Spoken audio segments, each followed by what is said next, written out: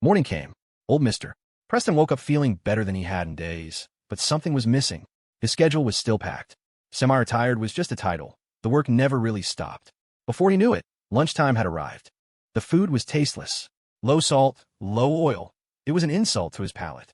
His mind wandered to a perfectly grilled fish, the kind buried under a mountain of red chili peppers, glistening with oil and spice.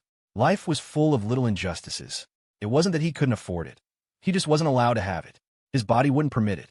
Half an hour after his meal, Adam Wright, his assistant, handed him a cup of tea. It too was bland. The finest Angie white tea, and it might as well have been hot water. As he prepared for his afternoon nap, Mr. Preston decided to go through Dr. Shin's mindful restoration technique again. He got about halfway through before he lost a thread. It was better than when he tried it on his own, but the feeling of leaving something unfinished was irritating. He couldn't help but ask, "Where is Dr. Foster?" "He's on a plane at the moment, sir," Adam replied. "He'll be landing in about 2.5 hours. He just posted on his Facebook." Mr. Preston remembered, right? The young man wasn't coming today, and Dr. Shin wasn't either.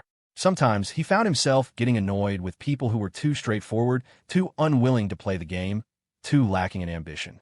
The older and more powerful he became, the more he understood the mindset of those old, foolish kings from history. When you're at the top, you can't help but gravitate toward the ones who try to impress you, the ones who know how to flatter you and make you laugh. They were easy to manage. They practically handed you the leash. But the ones who didn't bother with pleasantries, yet were undeniably useful, they were a different kind of challenge. Adam, ever prepared, held up a tablet displaying the Facebook post. A 9-photo grid. The kid certainly lived a full life. There was even a picture of him with General Ingram, who looked surprisingly sharp. Why didn't he think to take a picture with me? Mr. Preston felt a mix of affection and exasperation for Leo. His godfather had taught him to be a little too earnest. General Ingram had posted the photo in their group chat yesterday, saying young Leo had taken it. He did look good. The general's appearance had set the chat abuzz, drawing everyone out of the woodwork. He hadn't been seen in a long time, and the old guard had been quietly worrying, a grim sense of shared mortality hanging in the air. But in the photo, his spirits seemed high, his optimism as relentless as ever. Mr. Preston sighed as he scrolled through Leo's pictures, then headed back for his nap. "Adam, find that video of Dr. Foster singing, would you? Let's give that a try." He didn't bother with the exercises.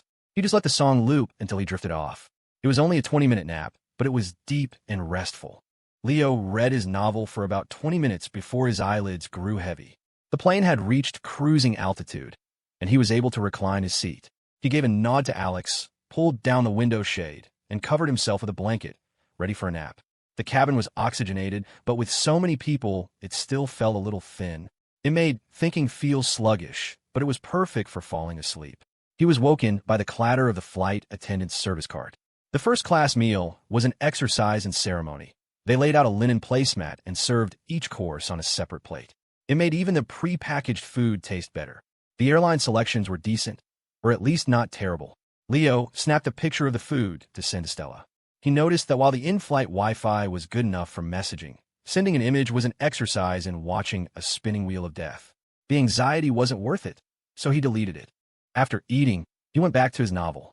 He probably should have been studying or working, especially with the relentlessly productive Alex Young sitting next to him. When Leo had woken up, the window shade was already open, revealing Alex deep in some task. A pang of guilt hit him. Some people were more talented than you and worked harder than you. It made your own efforts feel almost pointless. But mostly, he was just lovesick. An excited energy buzzed under his skin at the thought of seeing Stella soon. In this state, reading a novel or scrolling through TikTok was possible. Actual work? Not a chance. He posted on Facebook, and besides the usual likes, his messenger started pinging. Connor Brighton sent him a message wishing him a safe flight. That reminded Leo of the dinner last night, where Alex had complimented Connor's cufflinks. Leo wouldn't have even noticed them otherwise. Connor had explained that he collected them, buying unique pairs when he found them. It occurred to Leo that his godfather had a whole collection of antique trinkets, including a string of old agate beads that Professor Gua had authenticated. They weren't particularly valuable, but they were real. The deep red stones were about the size of cufflinks. He could have a pair custom-made. It felt right to return the gesture. You couldn't just keep taking from people. Accepting small favors could lead to big obligations later. If Connor had treated them to dinner to get closer to him, Then he needed to offer something in return, even if he didn't have any real influence to help him with. It was all a bit complicated. This, he supposed, was the world of adults, a world of social debts and careful reciprocity. He'd never had to think about this stuff before. Jessica Monroe stood in front of a department store mirror, looking at herself in a new coat, sweater, and leather shoes. It felt unreal.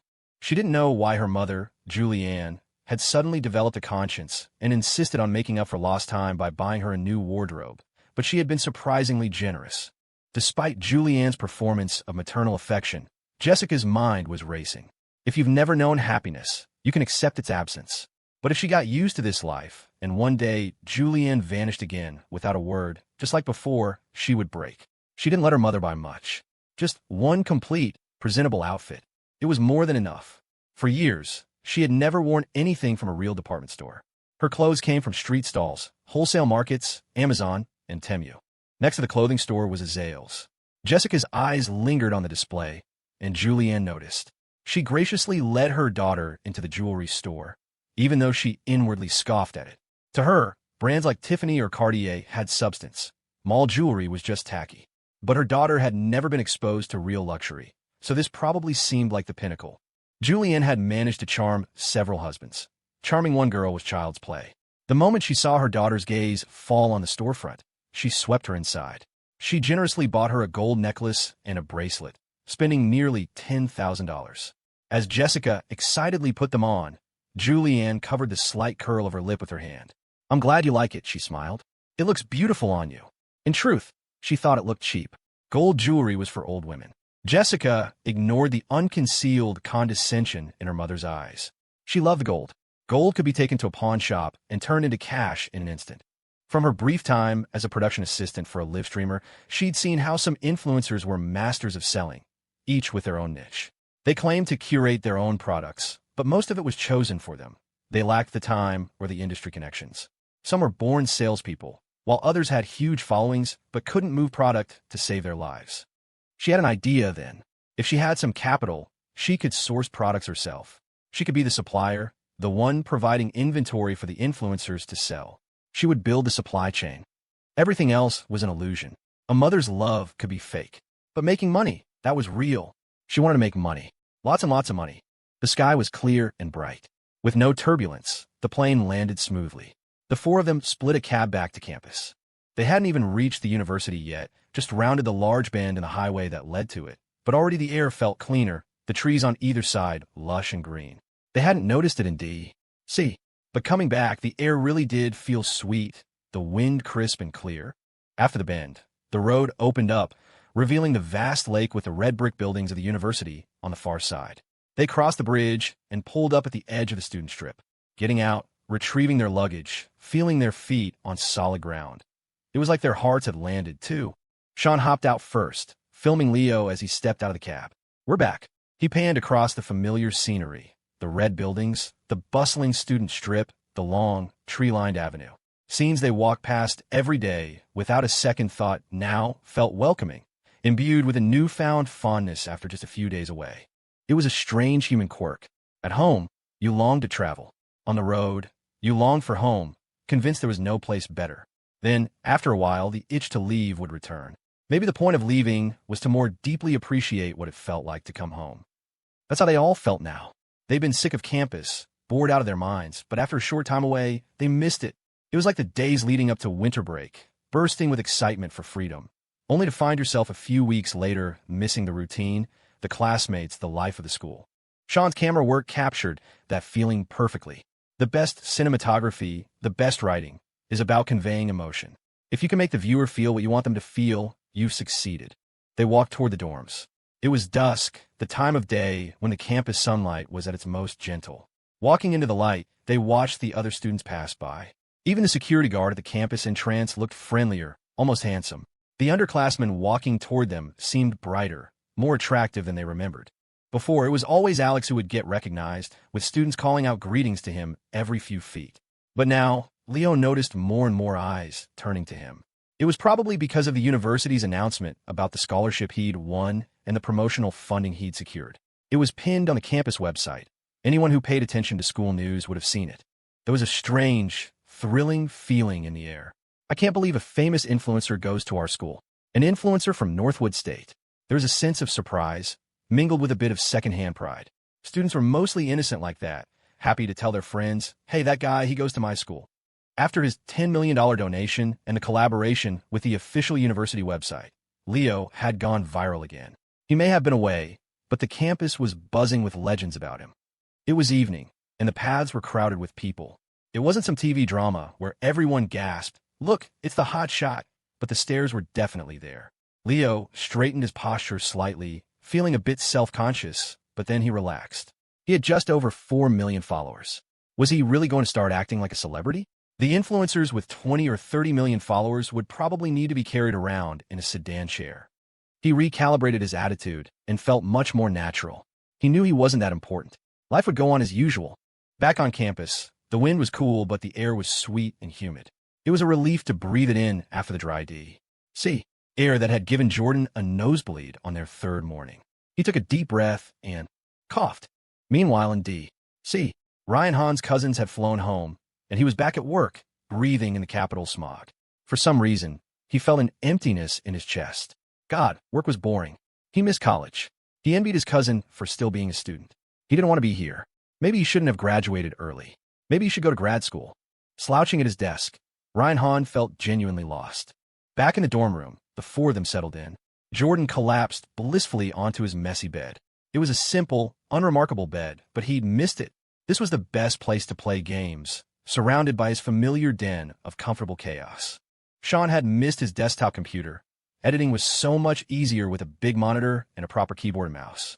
The dorm hadn't changed much in a week, but it felt empty. Now that they were back, it instantly felt alive again. Alex dropped his bag, tidied up his things, and got ready to head out. He had a date, a sophomore who needed guidance on navigating the bewildering maze of college life. Leo also had a date with Stella. He couldn't stop smiling. Stella had offered to pick him up from the airport, but Leo had declined. He knew he'd want to hug and kiss her the second he saw her, and he felt a little embarrassed about doing that in front of his roommates. He didn't want to corrupt his sons. Besides, it was just easier for the four of them to take a cab together. He didn't want to trouble her, but he had made plans to meet her for dinner. A week apart felt like an eternity.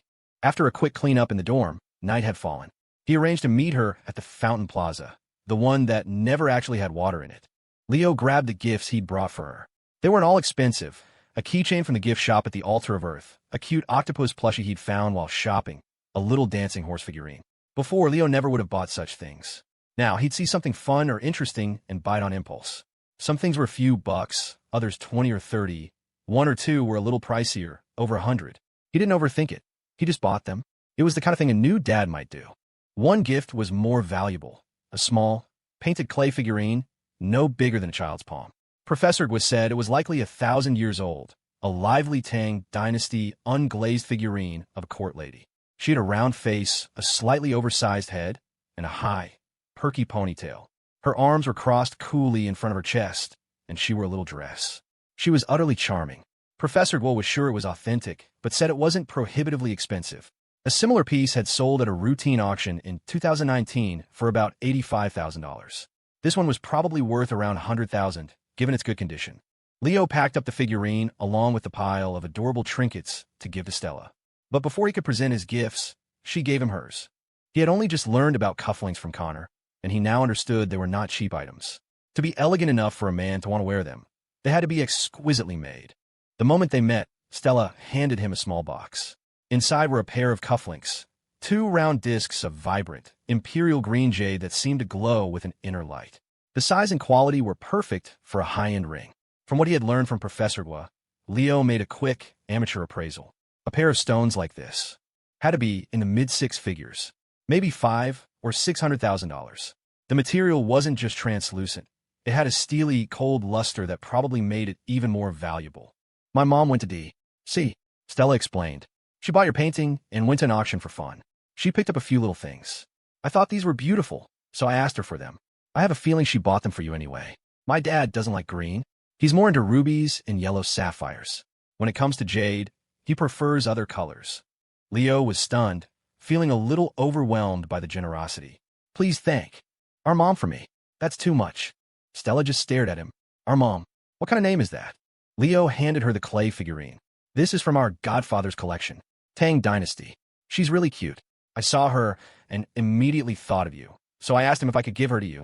They solemnly exchanged gifts, but there were no hugs or kisses. Not yet. At this hour, the campus was swarming with students heading out for dinner. After several days apart, there was a strange, almost formal feeling between them. After the exchange, Leo watched Stella put the pile of trinkets he'd bought into her bag and instinctively offered to carry it for her. It was a large, casual prototype made of soft leather. Leo recognized the triangular logo he'd seen in a James Bond movie, and Jordan had pointed it out once. It was a handsome bag, one that a guy could carry without looking out of place. He was starting to realize that many of Stella's bags were styles he could also carry comfortably. It was a subtle, thoughtful detail. Stella was dressed vibrantly tonight. She wore a pair of soft, woolen plaid pants in a striking blue. Her top was a mid-length, earth-brown trench coat that looked like a padded jacket with a dark brown collar. Underneath, she had on a light blue sweater with a loud, graphic pattern. She finished the look with dark brown ankle boots. With her slightly messy short hair, she looked energetic and cool. Leo couldn't keep the smile off his face.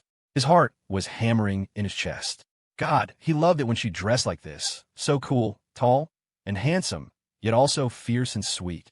When he kissed her, her lips tasted sweet.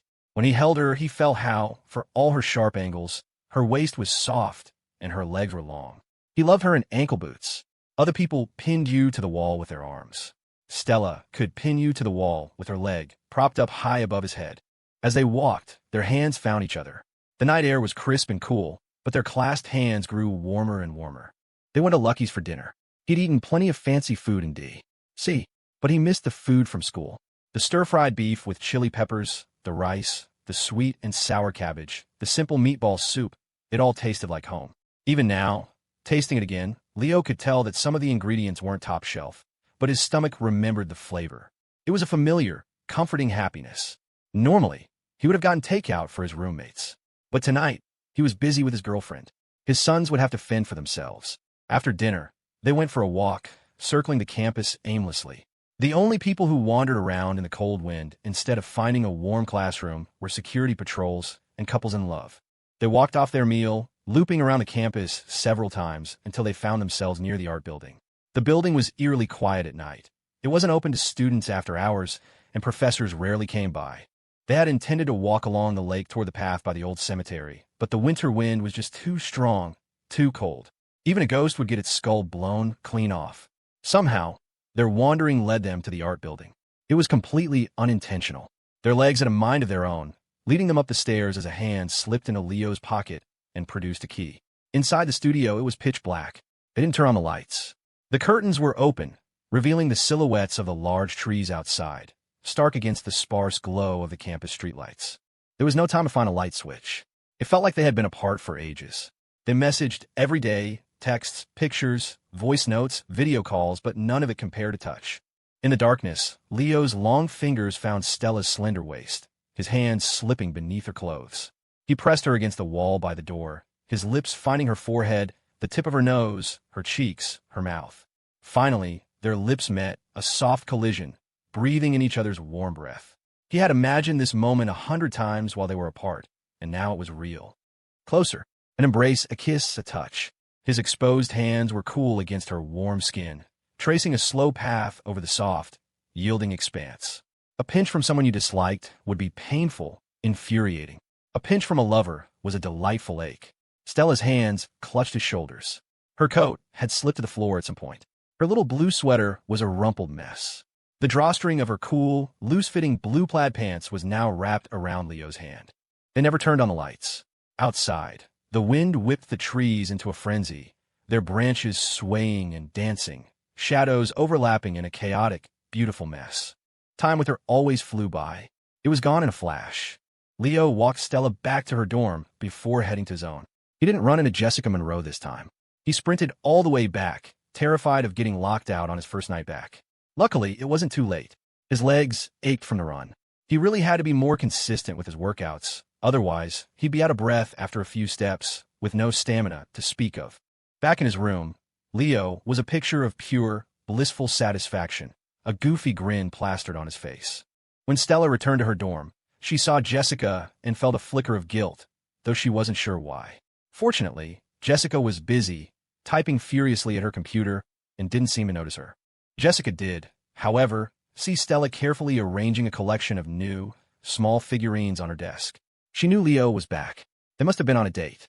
Stella would never buy such strange, childish things for herself. She could see that Stella seemed different tonight, unusually happy. Normally, she was a bit serious, hard to approach. But not tonight. As Stella went to wash up, Jessica sat in her old t-shirt and loose summer pants that served as pajamas. For all Julianne's talk of loving her child, she missed the details. It never occurred to her that if Jessica's day clothes were shabby, her sleepwear would be no better. This was why, even after 2 days of a magical, dreamlike motherly love, Jessica remained clear-headed. She felt like Julianne was constantly telling her how hard her life had been, asking for forgiveness and understanding, claiming she'd had no choice. Jessica got tired of hearing it and finally said, "I forgive you. I understand." But Julianne wasn't satisfied. Of course she wasn't. She had consulted a spiritual advisor, who told her that the forgiveness had to be genuine, from the heart, for her luck to truly turn. The advisor had even asked if she'd noticed a change, a return of good fortune, since reconnecting with her daughter. And as it happened, the stocks in Julianne's secret personal account had surged in the past few days. So yes, it seemed to be working. The money she had spent on her daughter was a pittance compared to her gains. So, even if her motives were selfish, she wanted to be good to her daughter. But after more than a decade apart, trying to connect with a grown woman was proving difficult. Jessica couldn't figure out what her mother was thinking, but she knew it felt wrong. As soon as she got back, she'd been glued to her computer. She had pawned the gold for $10,000 and contacted the company she used to work for as a live-stream assistant. She reached out to one of the influencers and offered to supply them with a new product, an adaptogenic wellness tea with traditional herbal ingredients. During her time there, she noticed that this particular influencer, while not conventionally attractive, was a great talker and passionate about health. Her sales for other products were average, but whenever she sold wellness items, her numbers skyrocketed. Jessica might have been working odd jobs, but she was still a college student. She knew how to think strategically. Her own health was poor, and she sometimes bought herbal teas herself. This particular one was inexpensive but effective. She played both sides, using a burner Instagram account to pose as a bulk buyer to get a good price from the manufacturer, and then acting as the supplier for the influencer. The best part was that most of these deals could be done online, without ever meeting in person. It was her first real venture, her first time using money to make money. She had no desire to be an influencer herself. Working that hard to sell things was still manual labor, in a way, and it would never make her truly rich. But if it gave her a start, she would do it. She was busy with all of this when she glanced over at Stella's desk, at the pile of toys, and saw the clay figurine of a little girl with a chubby, adorable face. She looked for only a second before turning away. She could picture him, carefully choosing each gift, presenting them to Stella with a heart full of joy. A small, sharp pain pricked at her own heart. But that was life. You couldn't go back, couldn't start over. You could only move forward. If you don't have enough love, you have to make a lot of money. I want to be the kind of girl who can be impulsive too, she thought. I want to be the one who buys you lots of gifts, without ever looking at the price. Back in the dorm, Alex had brought takeout. Tinfoil-wrapped wings seasoned with what tasted suspiciously like instant ramen flavor packets. The flavor was familiar, not good, but not bad either. A testament to food science and a whole lot of sodium. But it was late, in a dorm room, and it was food. As his sons, what more could they ask for? A graduated senior once said that she could drink all the fancy bubble tea in the world, but she'd always miss the school's artificially sweetened $1 milk tea. That was the best. Returning to the cramped dorm after staying in a hotel was an adjustment. The four of them were squeezed into one room, but it felt comfortable, familiar. Sean slept for a solid hour, feeling more rested than he had all week.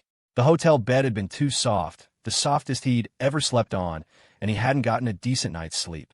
Back on his wooden plank of a dorm bed, he was out like a light, snoring contentedly. The D.C. trip had been a whirlwind.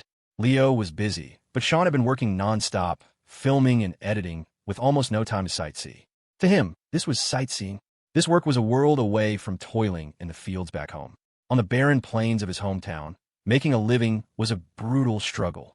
He remembered his father collecting scrap metal, his small cart piled so high with junk that it dwarfed him. The image still made his eyes well up. But that was life. After his nap, Sean got up to edit. He couldn't just take the university's money and do nothing. He had to post a video of their return to campus. To maintain a daily upload schedule, you couldn't wait for big events. You couldn't have a donation one day, an award the next, and some other major event the day after. He wasn't a celebrity. Even celebrities only made appearances for specific promotions. Most of their lives were just normal. The ones who seemed to have a new event every single day were usually young, trending stars.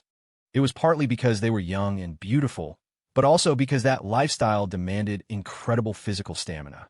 One night, they're in Singapore giving a concert until midnight, buying bubble tea for their fans, and the next morning they're in another city for a TV appearance, smiling and waving. It was more grueling than a special forces training exercise. They probably survived on 3 or 4 hours of sleep a night, their faces caked in makeup for close-up shots, always having to look perfect. They earned a lot, but they worked for every penny. What job wasn't hard work? Well, besides being a trophy husband, maybe. Smirking emoji Sean, fully rested, edited the footage of their return. He was getting good at this. He thought he was starting to understand the TikTok algorithm, but every time he meticulously edited a video, it would get mediocre views. Then he'd rush something, post a single, unedited clip, and it would inexplicably go viral. He couldn't figure out the pattern, but he had established a baseline for quality. No garbage content. Just keep it normal, clean, and, most importantly, real. Authenticity, Sean believed, was the foundation of their channel. They were documenting real college life. If they started faking it, people would eventually see through it. So today's post was simple. The return to campus, the familiar scenery. A 2-minute video might take 2 hours to edit, balancing the sound, color, and lighting to create an immersive experience where the viewer could feel the chill in the wind, the dampness of the rain, and smile when the people on screen smiled. The video of their return was well received, the likes pouring in. But gaining followers was a different beast. It happened in bursts, a sharp peak on the graph one day, followed by a plateau. It wasn't a continuous climb. Lately, Sean had received more than one job offer. After Ryan's uncle-in-law had promised him the moon, others had started reaching out through the TikTok account's DMs. One was from a well-known media company. The offer wasn't as insane as the one from Ryan's connection. No equity, but the salary was still incredible, something he never could have imagined before. Sean turned them all down. He knew his own worth. Leo had never treated him unfairly. In fact, Leo had taken the money he earned and donated it to Sean's hometown, a gift that would benefit his own family. Even a real brother might not do that much for you. So, he ignored the offers and stuck to his routine, filming, editing, and running the roommate chronicles. He filmed them eating their late-night wings, too. He filmed the fancy stuff, but he also filmed the everyday moments. People seemed to like the grounded content more. The 4 of them sat around, eating the wings Alex brought and some grilled vegetables Jordan had contributed, along with fruit Leo had brought back from his trip. Sean, as usual, took on the role of host, clearing the table, setting things out, boiling water for everyone.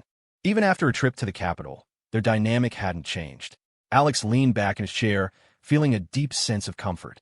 This was better, he thought, than sitting in some high-end club with Connor and Dylan Sloan, watching celebrities dance. Earlier today, he had given an autograph photo to that sophomore girl, and she had been thrilled. That was enough.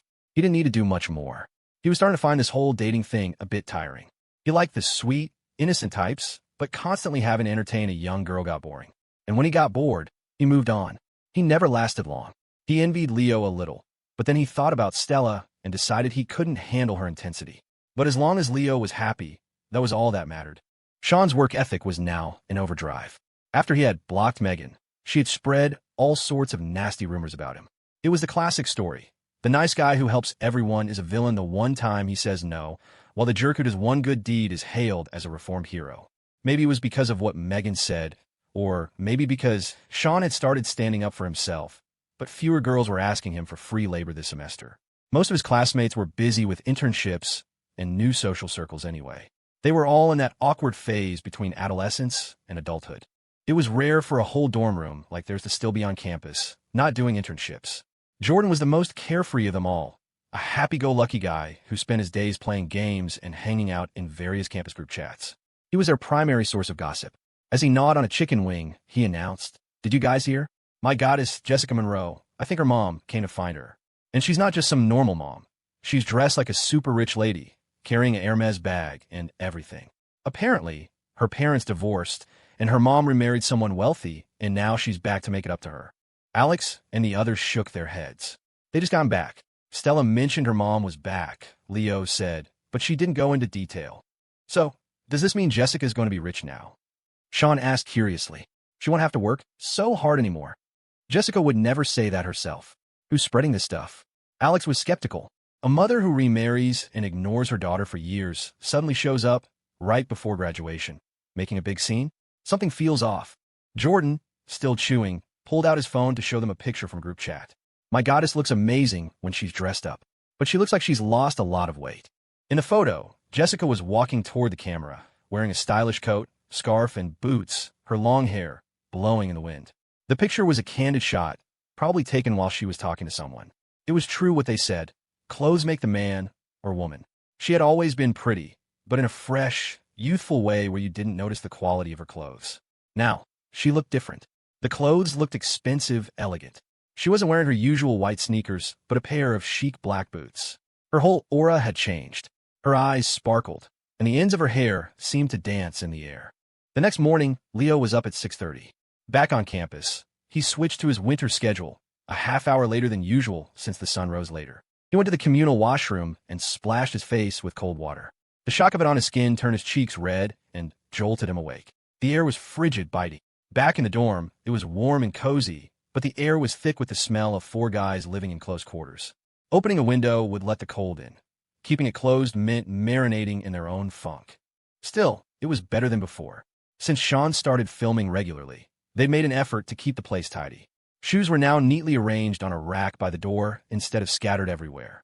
Sean was already up, moving around quietly. Leo went to make his honey water. The water in the kettle was lukewarm, perfect for mixing with honey, which loses its benefits in boiling water. He stirred in a spoonful and drank the whole glass down. The system was insistent about his honey water regimen. He'd even discussed it with his godfather, who explained that the fructose and glucose in honey gently stimulate the intestines, helping with mild constipation and clearing out the system. It was practically a traditional medicine, safer and healthier than any diet product. Plus, the simple sugars were easily absorbed, providing a quick energy boost on an empty stomach. It was also good for the throat and had antioxidant properties. Of course, what worked for one person might not work for another. People with diabetes, excess stomach acid, or ulcers had to be careful. But for Leo right now, it was perfect. After his honey water, he made his mandatory pre-departure trip to the bathroom, a good habit for any college student to develop. Then he changed into his running gear and headed downstairs. He had a date to meet Stella at the Fountain Plaza. As he passed the basketball courts, he noticed Professor Reed's usual spot was empty. The absence of the campus's resident longevity expert made the morning feel a little incomplete. He snapped a picture of the large tree by the court and sent it to her. At this hour, she was surely awake. She replied almost instantly. "Good morning. Been away a few days, and I actually miss it. Looks like a beautiful day." Leo sent back a smiley face, put his phone away, and kept walking. The best part of being in love was this feeling. Walking to meet her, a smile spreading across his face, his steps light, his heart racing. The cold wind couldn't touch the fire inside him. Stella was already there, dressed in a Lululemon set that perfectly accentuated her tall, long-limbed figure. The outfit was snug without being restrictive, the kind of thing that only looked good on young bodies with no excess fat. The color was a departure for her, a pale pink with black accents. But on her, it didn't look saccharine, it looked fresh and clean. They started jogging toward the main athletic field. The track was sunken, surrounded by buildings that blocked the wind, making it ideal for exercise. The moment they saw each other, they both broke into smiles. As they ran, they found themselves under a large tree, completely alone in the early morning quiet. Leo couldn't resist. He pulled Stella into his arms and planted a kiss on her cheek. He just loved her so much, wanted to be close to her, wanted to take a bite out of her. Stella wiped the saliva from her cheek, watched him laugh and sprint ahead, and then chased after him. The mood before and after a night of passion was definitely different. Leo happily completed his running task, and then he and Stella went for a long-awaited breakfast bowl. The owner of the street stand had kept up with the times. For the winter, he'd set up 2 plastic tents, blocking the wind. Inside, a small electric space heater kept things surprisingly warm. It seemed a little risky, a space heater and plastic sheeting, but modern appliances were usually safe. Sitting inside the tent, eating a steaming deluxe version of the breakfast bowl was pure bliss. You could add pork liver, beef, sweet shrimp, fried dough sticks. Leo and Stella both ordered the luxury yacht version with all the toppings. They had both worked out hard enough to finish it. Leo always enjoyed eating with Stella. She ate so naturally, without any fuss. Everything with her felt comfortable. A sliver of insecurity crept in. Was it because she was so much more worldly than him, simply accommodating his level, that he felt so at ease? After breakfast, Leo got takeout for his sons, and Stella got some for Jessica. There had been a lot of gossip about Jessica lately, but they rarely talked about it. Leo wasn't an idiot. Constantly talking to your girlfriend about another girl was a one-way ticket to trouble. They parted ways at the Fountain Plaza. Even after being apart for days, they couldn't just stick together all the time. They both had things to do. In fact, Leo's schedule was packed. The university had called a meeting with him. His godfather had sent him a reading list and a thick book he was expected to memorize. He also had painting commissions to finish, one for General Ingram and another that Dr. Croft had arranged. Plus, he had to record a guided video for Dr. Shen's mindful restoration technique. Oh, and he had to deliver a gift to Paige Kennedy for her dog, Moose, a task from his godmother, and a gift from Ms. Miller's son, Cody. It was proper etiquette to bring back presents for your teachers, and since he didn't know what to get Ms. Miller, a gift for her son was the next best thing. He brought the breakfast bowls back to the dorm. Alex was just finishing up in the bathroom, combing his hair.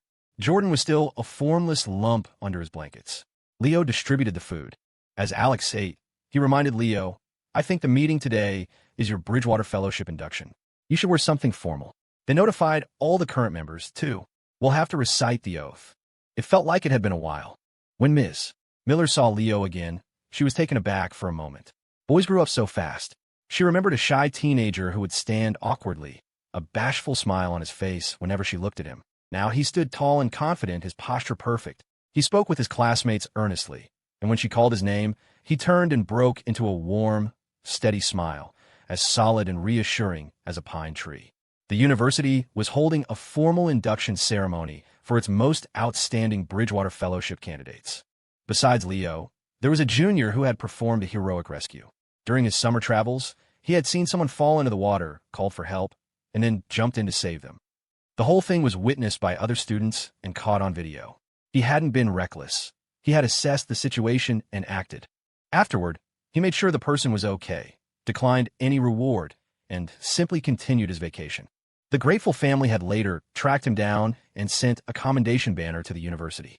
Another inductee was a junior, a renowned academic who had won a national-level competition. And the last was the star of the finance department, Chloe Preston. Today, she wore a tailored suit and glasses, looking impeccably professional. She, too, had been a candidate for some time. There were 4 of them in total. Seeing Chloe, Leo felt a sense of surreal distance. He remembered how he and his friends used to debate which girls on campus were the prettiest. In every university, there are always a few who shine brighter than the rest. Stella had always been intensely private, and Jessica, though well-known, came from a humble background. Chloe, on the other hand, was famously and unapologetically wealthy, the daughter of a bank president. Before, whenever he'd seen Chloe, she had never so much as acknowledged him. But today, she was incredibly warm, not at all aloof. Her voice was pleasant, her words thoughtful. In her suit, with her long hair draped over her shoulders, she smiled and adjusted her glasses in a way that seemed perfectly designed to match every guy's fantasy of the perfect girl, smart, successful, wealthy, and beautiful. Leo was currently the talk of the campus. The university's official website had even posted a message in strong support of him. It was hard not to know who he was. In the past, if a girl like Chloe had spoken to him so kindly, he would have been walking on air for days. He used to not even dare to look at her directly. Now, speaking to her up close, he realized she wasn't as breathtakingly beautiful as his memory had made her out to be. Why did he remember her as a peerless beauty? Her features were actually quite delicate, average at best. But combined with her poise, her style, and the aura of her family's status, she seemed magnificent. Now Leo just responded calmly. His perspective had shifted. He was no longer nervous. With his increased intelligence, he could distinguish between politeness and genuine interest. He no longer assumed any pretty girl who smiled at him was secretly in love with him. The 4 of them chatted for a bit. Chloe had apparently won an award for a comprehensive business plan she had developed for a banking startup. The heroic student who had saved the drowning person was named Liam Stone.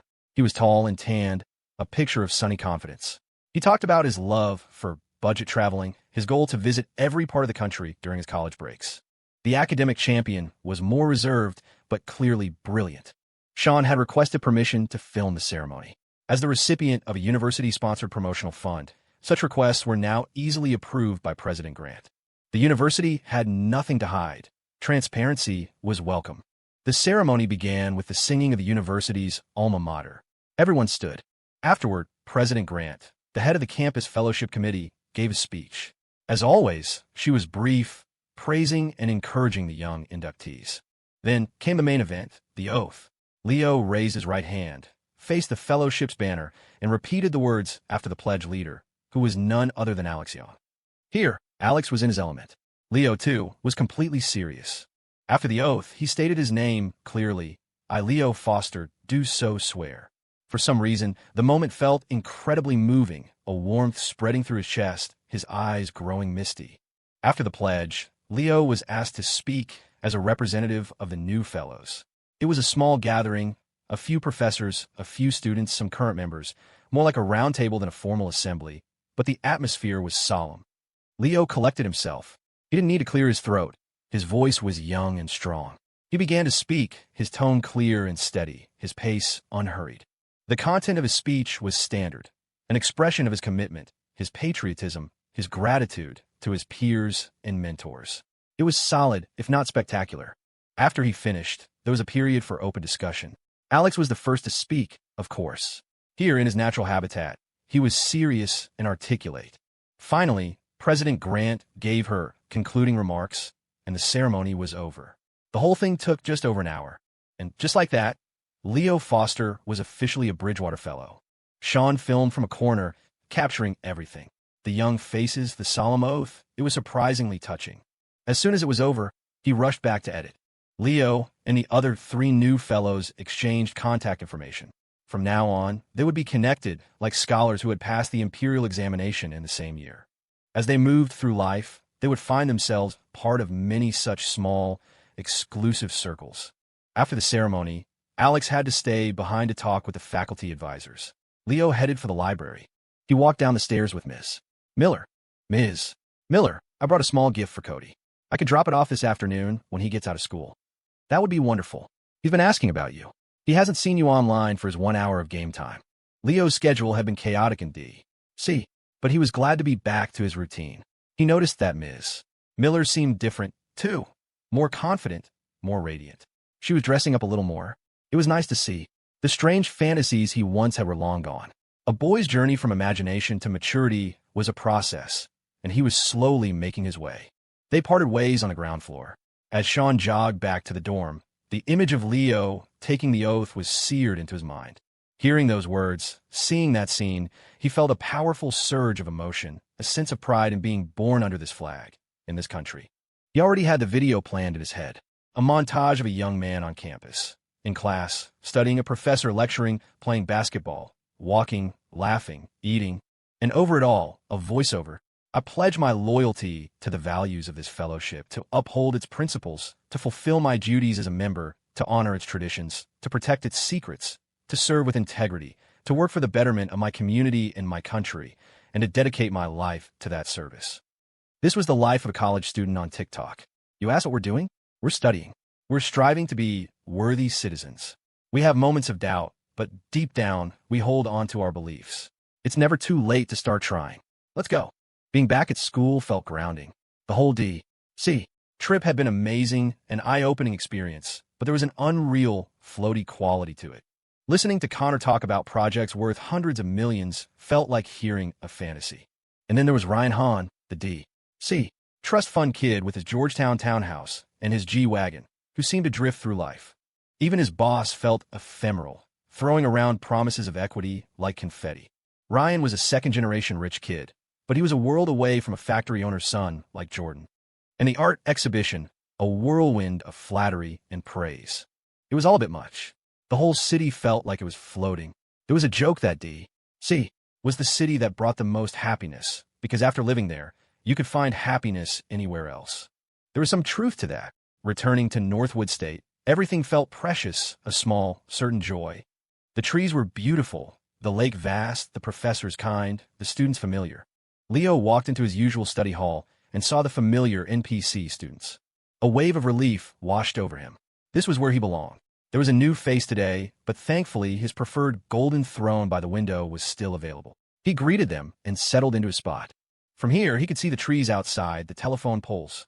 It was cold. there were no birds. Colin Edwards and Wendy Liu were surprised to see him. "You're back, Leo," Colin said, a little excitedly. Wendy smiled. "We thought you might not come back to study here anymore." "A student's got to study, right?" Leo laughed. "Starting today, I'm hitting the books." He pulled out some gifts he'd brought back. A few small boxes of fancy assorted cookies from a famous D.C. bakery. They looked beautiful, like little flowers from a palace pastry shop, though they tasted just okay. Still, they made for a nice, easy gift. He gave one box each to Colin and Wendy and a single cookie to the new student, who thanked him with genuine surprise. In return, they offered him yogurt.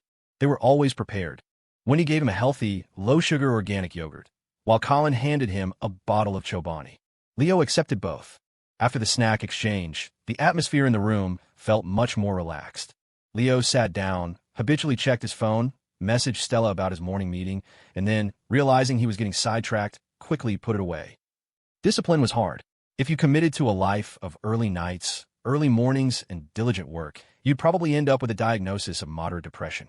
Self-improvement, success, they all went against human nature, a constant battle against laziness, gluttony, and greed.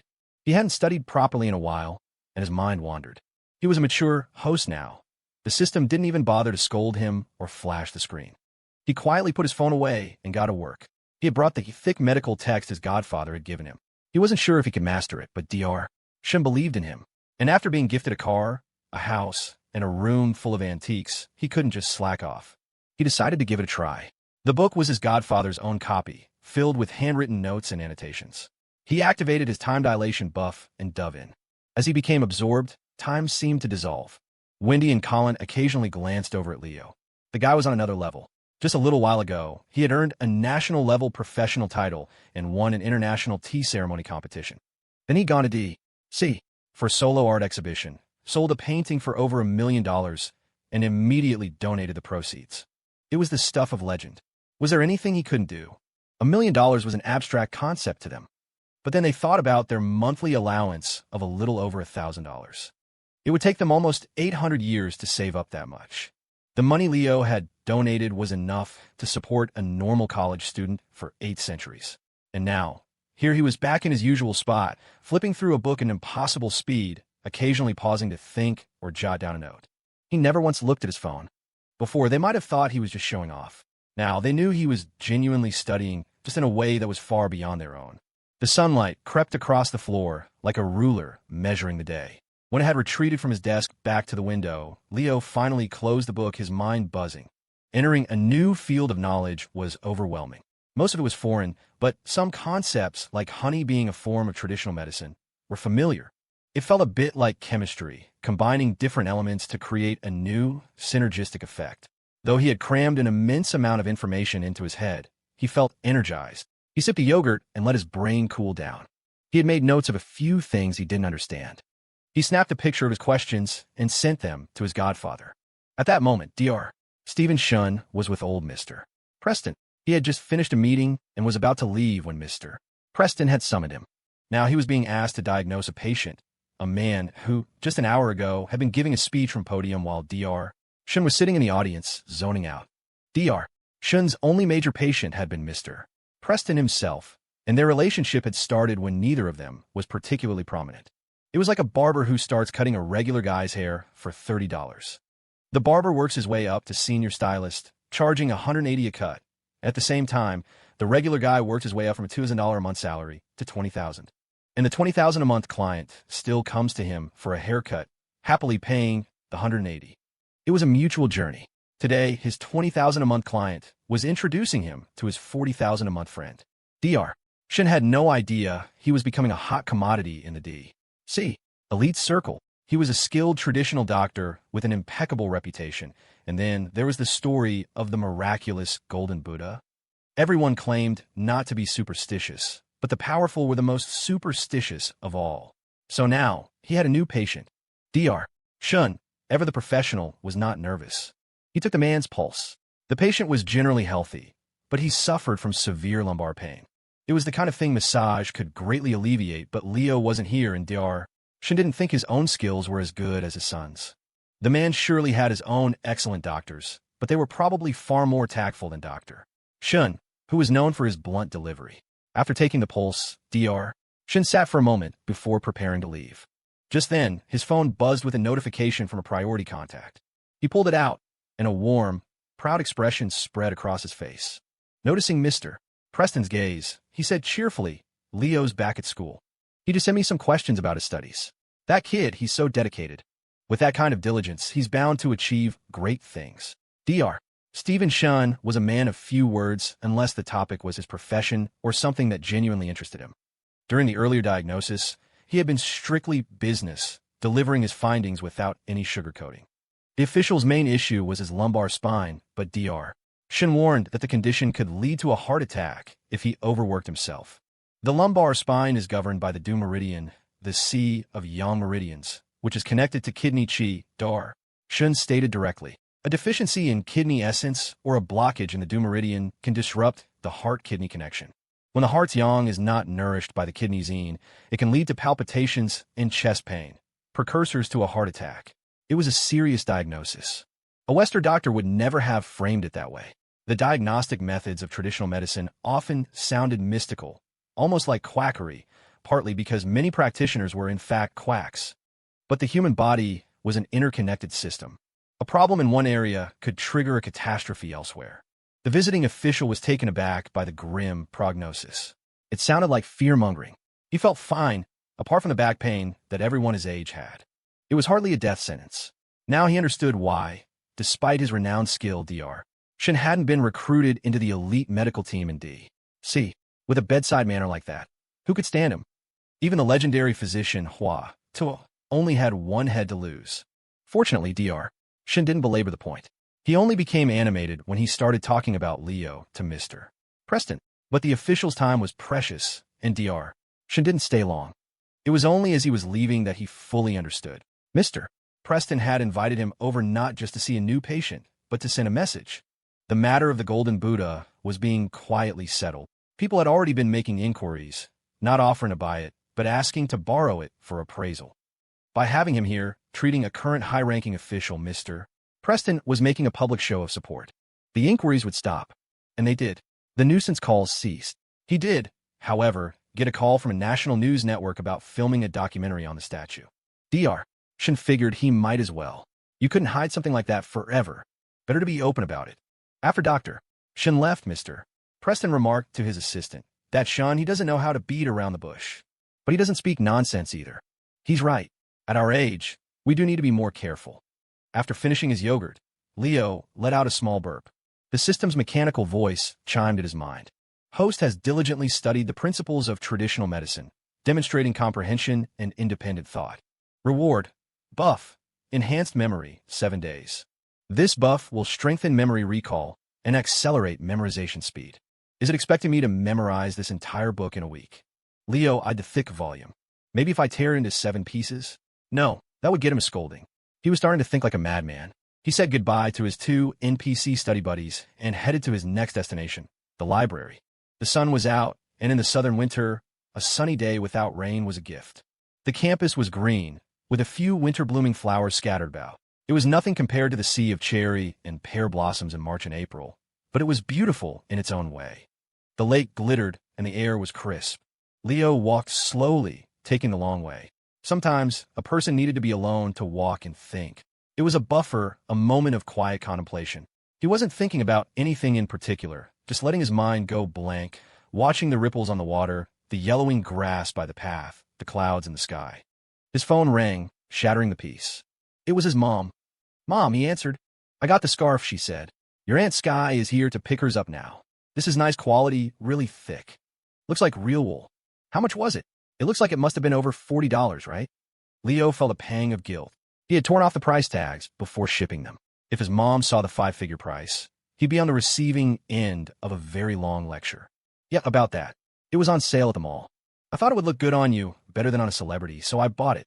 It is nice, his mother, Tammy, said, admiring herself in the mirror on her end of the line. The scarf was reversible, with a large plaid pattern on one side and a pictorial design on the other. "Don't go wasting your money. Do you have enough? I can send you some more." "I have money, Mom." "What money? Didn't you say the person who bought your painting did it as a favor to your professor, and you donated it all anyway?" "Mom, I haven't told you yet. My godfather gave me an apartment. It's right near Georgetown. Do you and Dad want to come visit D? See, sometime. You could see it. What? What did you say? Her voice shot up several octaves. He gave you a house? Near Georgetown? That must be insanely expensive. Leo held the phone a little further from his ear. He said he wants me to study traditional medicine with him. And so, I'd have a place to stay in D. See, he transferred the deed to me. It's no big deal. Listen, I gotta go. I'm at the library. Okay. You go. We'll talk later. Tammy hung up, still in daze. She had just been about to send her son a couple $100 out of maternal pride. Now this. His Aunt Skye, who had just arrived, chimed in. Tammy, is this the scarf Leo bought me? This is Burberry. It's worth thousands. That boy is really going places. He didn't forget his old aunt. Tammy stared at her. That little liar. He told me both scarves together were less than $100. For the older generation, the phrase, I have to go study, was a magic spell that ended any phone call instantly. But Tammy was still reeling. What was this Burberry thing his aunt was talking about? A piece of cloth for thousands of dollars? That was insane. It's a designer brand, Skye explained, adjusting the luxurious fabric around her neck. My boss wears their shirts. You can tell by the plaid pattern. They cost a fortune. As the two women chattered, Tammy kept sneaking glances at herself in the mirror. She grumbled about her son's frivolous spending, but somehow, knowing the price made the scarf look even better. Leo walked into the library. It was much busier than the study hall. The library had heating, which made it a popular spot. But the warmth in the crowd made it a less than ideal study environment. A slightly cool room was always better for concentration. It had been a while since he'd been here, but he still loved the atmosphere. It was filled with young people, all focused on books and learning. It was an inspiring sight, even if you had to ignore the couples holding hands under the tables, clearly not studying. He headed to the stacks. A daily trip to a library or a bookstore, picking a book at random, felt like drawing a card from a deck, a random chance to gain new knowledge. After his time in D.C., sitting in Mr. Preston's study or General Ingram's home, he had felt the gaps in his own knowledge acutely. You can't carry a library with you, but you can carry the knowledge from one. Talking to people on that level, he found himself occasionally hitting a wall, a conversational dead end. A high IQ didn't equate to a vast knowledge base. You still had to do the reading. He wandered through the aisles until he found a shelf bathed in sunlight. He pulled out a book, 1875, A Year of No Consequence by Elias Thorne. He'd heard Alex mention it a few times. It was a classic, apparently, one that Alex had in his family's extensive library. That was the difference in their upbringings. For Leo, Sean, and Jordan, acquiring knowledge was an active pursuit. For Alex, it was simply part of his environment. Leo had always assumed the book was a dense, intimidating historical tome, but it was surprisingly slim. He learned it was written by an American historian and had first been published by Yale University Press in 1981, becoming a standard text in many universities. History had never been his strong suit. The book wasn't a heavy brick, so he decided to give a read. He found a comfortable chair, took a sip of water, and began his task. New mission: read history. Progress: 1/100 reward. Master the historical knowledge of the year 1875. Special reward: a lottery draw upon 100% completion. He opened the book and stepped back in time. He saw a nation grappling with the failures of Reconstruction, a government riddled with corruption, and great men finding themselves powerless against the relentless tide of history. An industrialist tries to enact reforms, but is crushed by monopolies. An honest politician tries to fight graft and is driven from office. A brilliant general proposes new strategies, but is ignored by a system that values political connections over military genius. A philosopher challenges the established social order and is ostracized. It was a completely new way of looking at history, different from any textbook he'd ever read. The author's perspective was so compelling that you couldn't help but be drawn in. Thorne proposed a grand, sweeping view of history, arguing that individuals, even the most powerful emperors and statesmen, have very little real agency.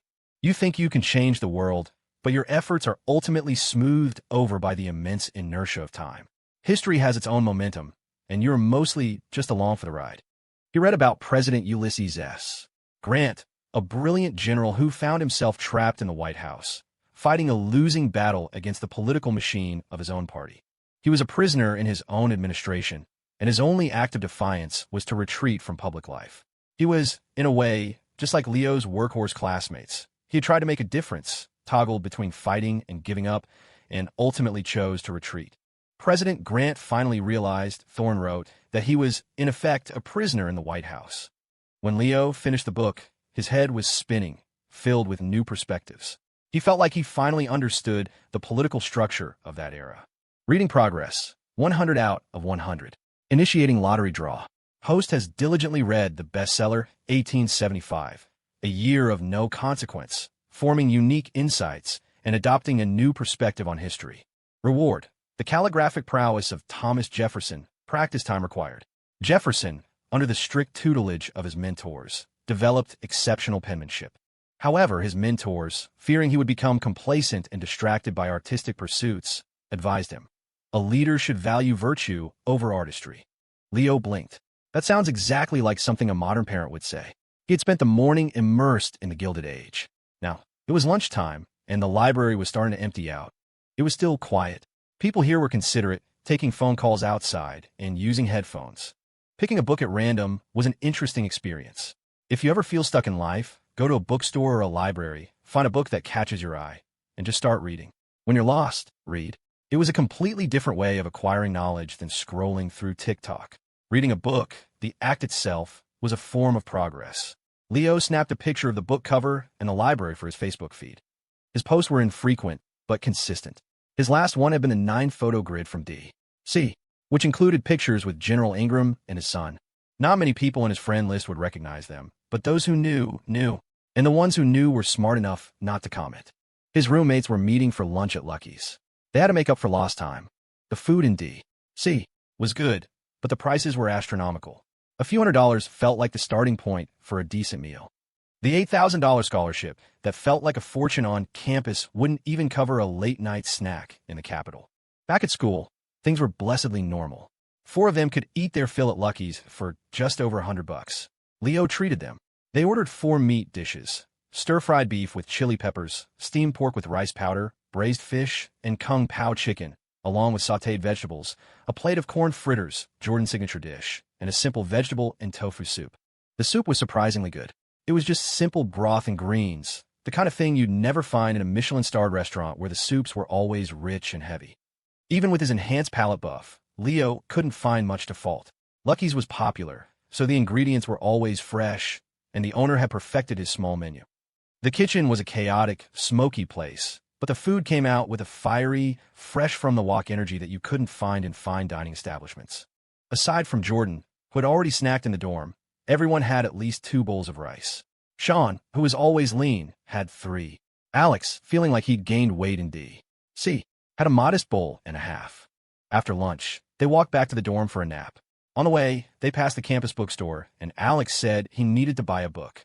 The others followed him in. The most prominent displays were for GRE and civil service exam prep books, alongside the latest bestsellers and perennial favorites. Alex picked up a thick, intimidating-looking book with a red cover and went to pay. Leo browsed but didn't buy anything. At the checkout counter, a young woman stood with her head down, crying, while another girl, slightly heavier set, lectured her as she worked. The shelves aren't wiped, the counter is a mess, the mugs aren't washed. It was like this yesterday, and it's still like this today. What have you been doing all day? And why are you crying? Am I not telling the truth? Crying isn't going to solve anything. When you get a real job and your boss criticizes you, are you just going to cry? I'm not your boyfriend. I'm not going to coddle you. If this happens again, I'm telling the manager. It was clearly a shift change. The heavier set girl, though sharp-tongued, was incredibly efficient. When Alex approached the counter, she immediately apologized. Sorry about that. I lost my temper. That'll be $56. Do you have a rewards card? It's 12% off. Alex gave her his phone number, and she briskly completed the transaction, bagging the book with a smile. All the while, the other girl just stood there, silently weeping. The bookstore hired students for work-study. They were cheap and generally reliable. As they left, Leo reflected on the scene. Before, his sympathies would have been entirely with the crying girl. He would have seen the other girl as a bully. But now, as a senior thinking about the real world, his perspective had changed. The one who was lecturing was also the one doing all the work, maintaining a professional demeanor with customers despite her frustration. The one who was being criticized just stood there, contributing nothing but tears. Maturity, perhaps, was when you stopped automatically siding with the person who seemed weakest. He found himself feeling more sympathy for the hard-working girl, who was getting paid the same as her useless partner. That girl was pretty efficient, Alec commented. I know her, Sean added. Her name is Hannah Chun. We were in the same work-study orientation. Sean wasn't exactly a social butterfly. Even though he'd seen the girl before, he doubted she knew his name. He'd only noticed her because she was incredibly efficient and got things done. That's just how Sean was. He rarely made the first move. An extrovert might see someone once and consider them a friend the next time they met. But for an introvert, you could see someone 3 times, and if they didn't say hello first, you could pretend you'd never met. The worst part was accidental eye contact. It felt like an introvert's jaw had to click into place before they could even think about speaking, like a rusty hinge. Leo got back to the dorm for a half-hour nap. It was a solid, deep sleep. He woke up still in his room. No time travel, no reincarnation. Just the familiar hum of Jordan, who'd get so into his game that he'd start humming along with the soundtrack, even with his headphones on. Alex was out. He'd returned earlier to freshen up before heading out again, clutching one of his massive, red-covered textbooks. The fact that Alex could actually read those things proved he was on another level. Sean was editing, headphones on, his face illuminated by the shifting colors of screen. He had the same intense, slightly disheveled focus as someone scrolling through an endless feed of TikTok dance videos. Leo sat up and stretched, reluctant to leave the warmth of his comforter. It was cold out, but a nap couldn't last too long, or he wouldn't be able to sleep at night. 30 minutes was perfect. Yawning, he got out of bed. The room was a state of organized chaos, stuff everywhere. Outside, the sun was bright, and the moss on the windowsill that Alex had been watering was, miraculously, still alive. Leo got dressed and headed out. He hadn't seen Moose in a while, and actually missed the big guy. He knocked on Paige's door. When she opened it, Moose came barreling out, a pink bow perched on his head and a little padded racing jacket strapped to his body. The dog's bald-looking head slammed affectionately into Leo's chest, paws scrabbling at his shirt. It was a good thing they were friends. A stranger would have been terrified. Paige stood behind the door, watching Moose smother Leo with affection and Leo return it by ruffling the dog's head. The sight made her teeth ache with a weird sort of jealousy. Only after greeting the dog did Leo remember its owner. He looked at Paige and noticed she was wearing a matching outfit, black jeans and the same cool, padded racing jacket as Moose. Her chestnut curls were casually clipped back on either side, giving her a quirky, almost K-drama heroine vibe.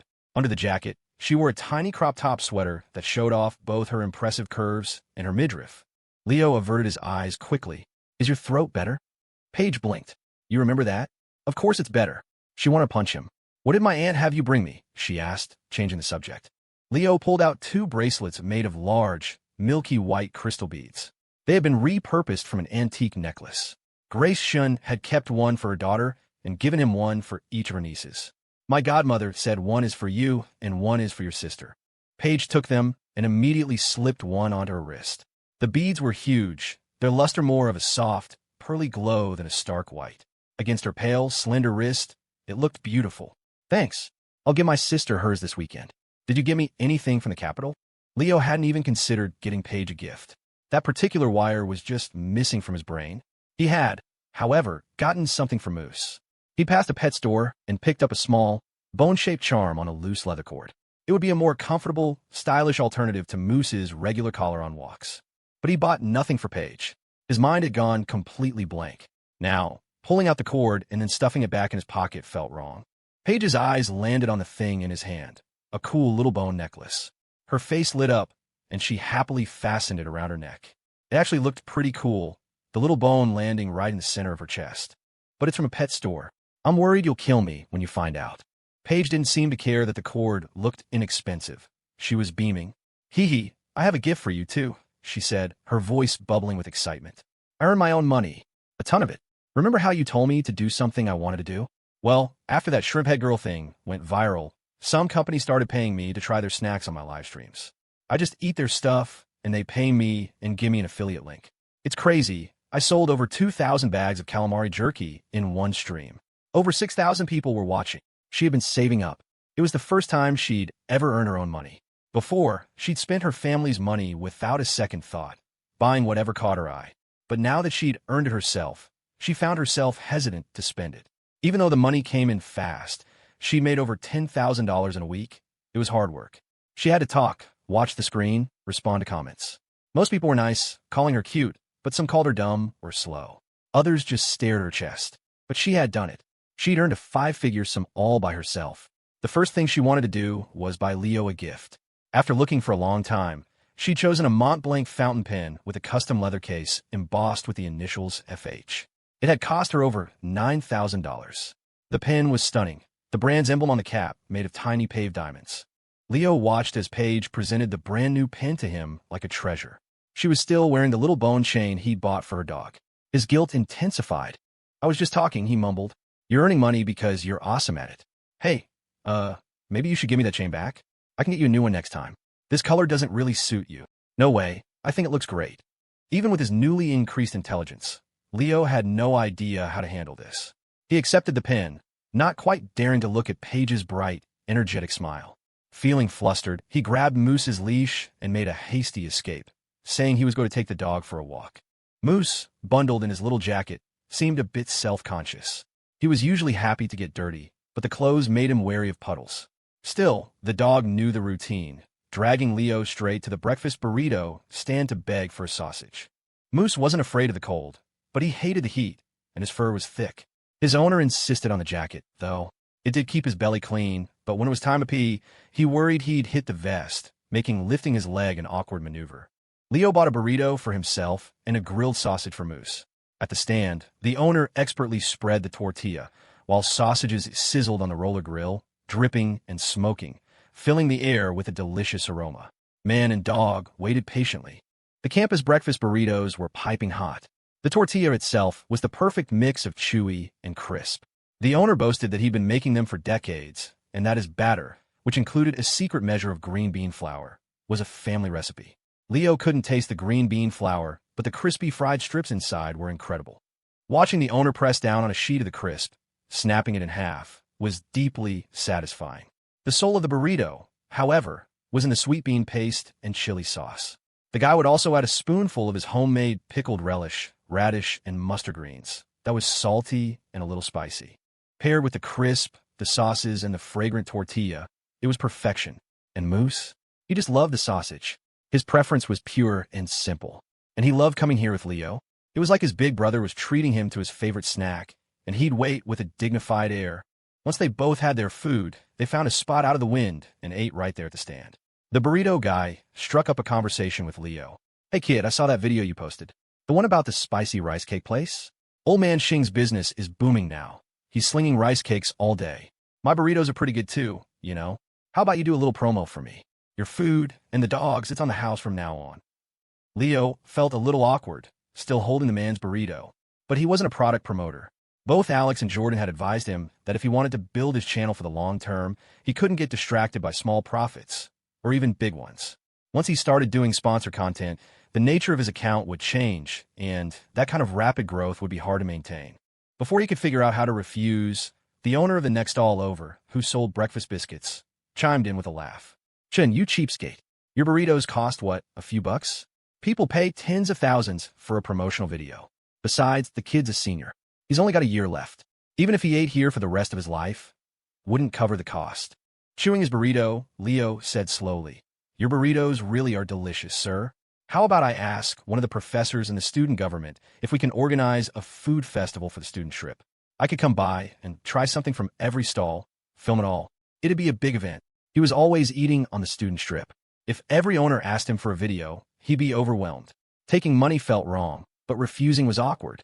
Organizing a big food festival, on the other hand, was something the university would probably love. President Grant was always looking for positive publicity for the school, and having a great food scene was a definite plus. Were there foodies out there who chose a college based on its cafeteria? Probably. Leo said goodbye to the burrito guy and continued walking Moose. He got in touch with Alex and Ms. Miller to pitch the idea. As student body vice president, Alex was semi-retired, but he wouldn't officially hand over the reins until graduation. Can't have your influence fade before you're even out the door. Leo started a group chat, and Alex thought a food festival was a great idea, certain that sponsorships would be easy to find. Ms.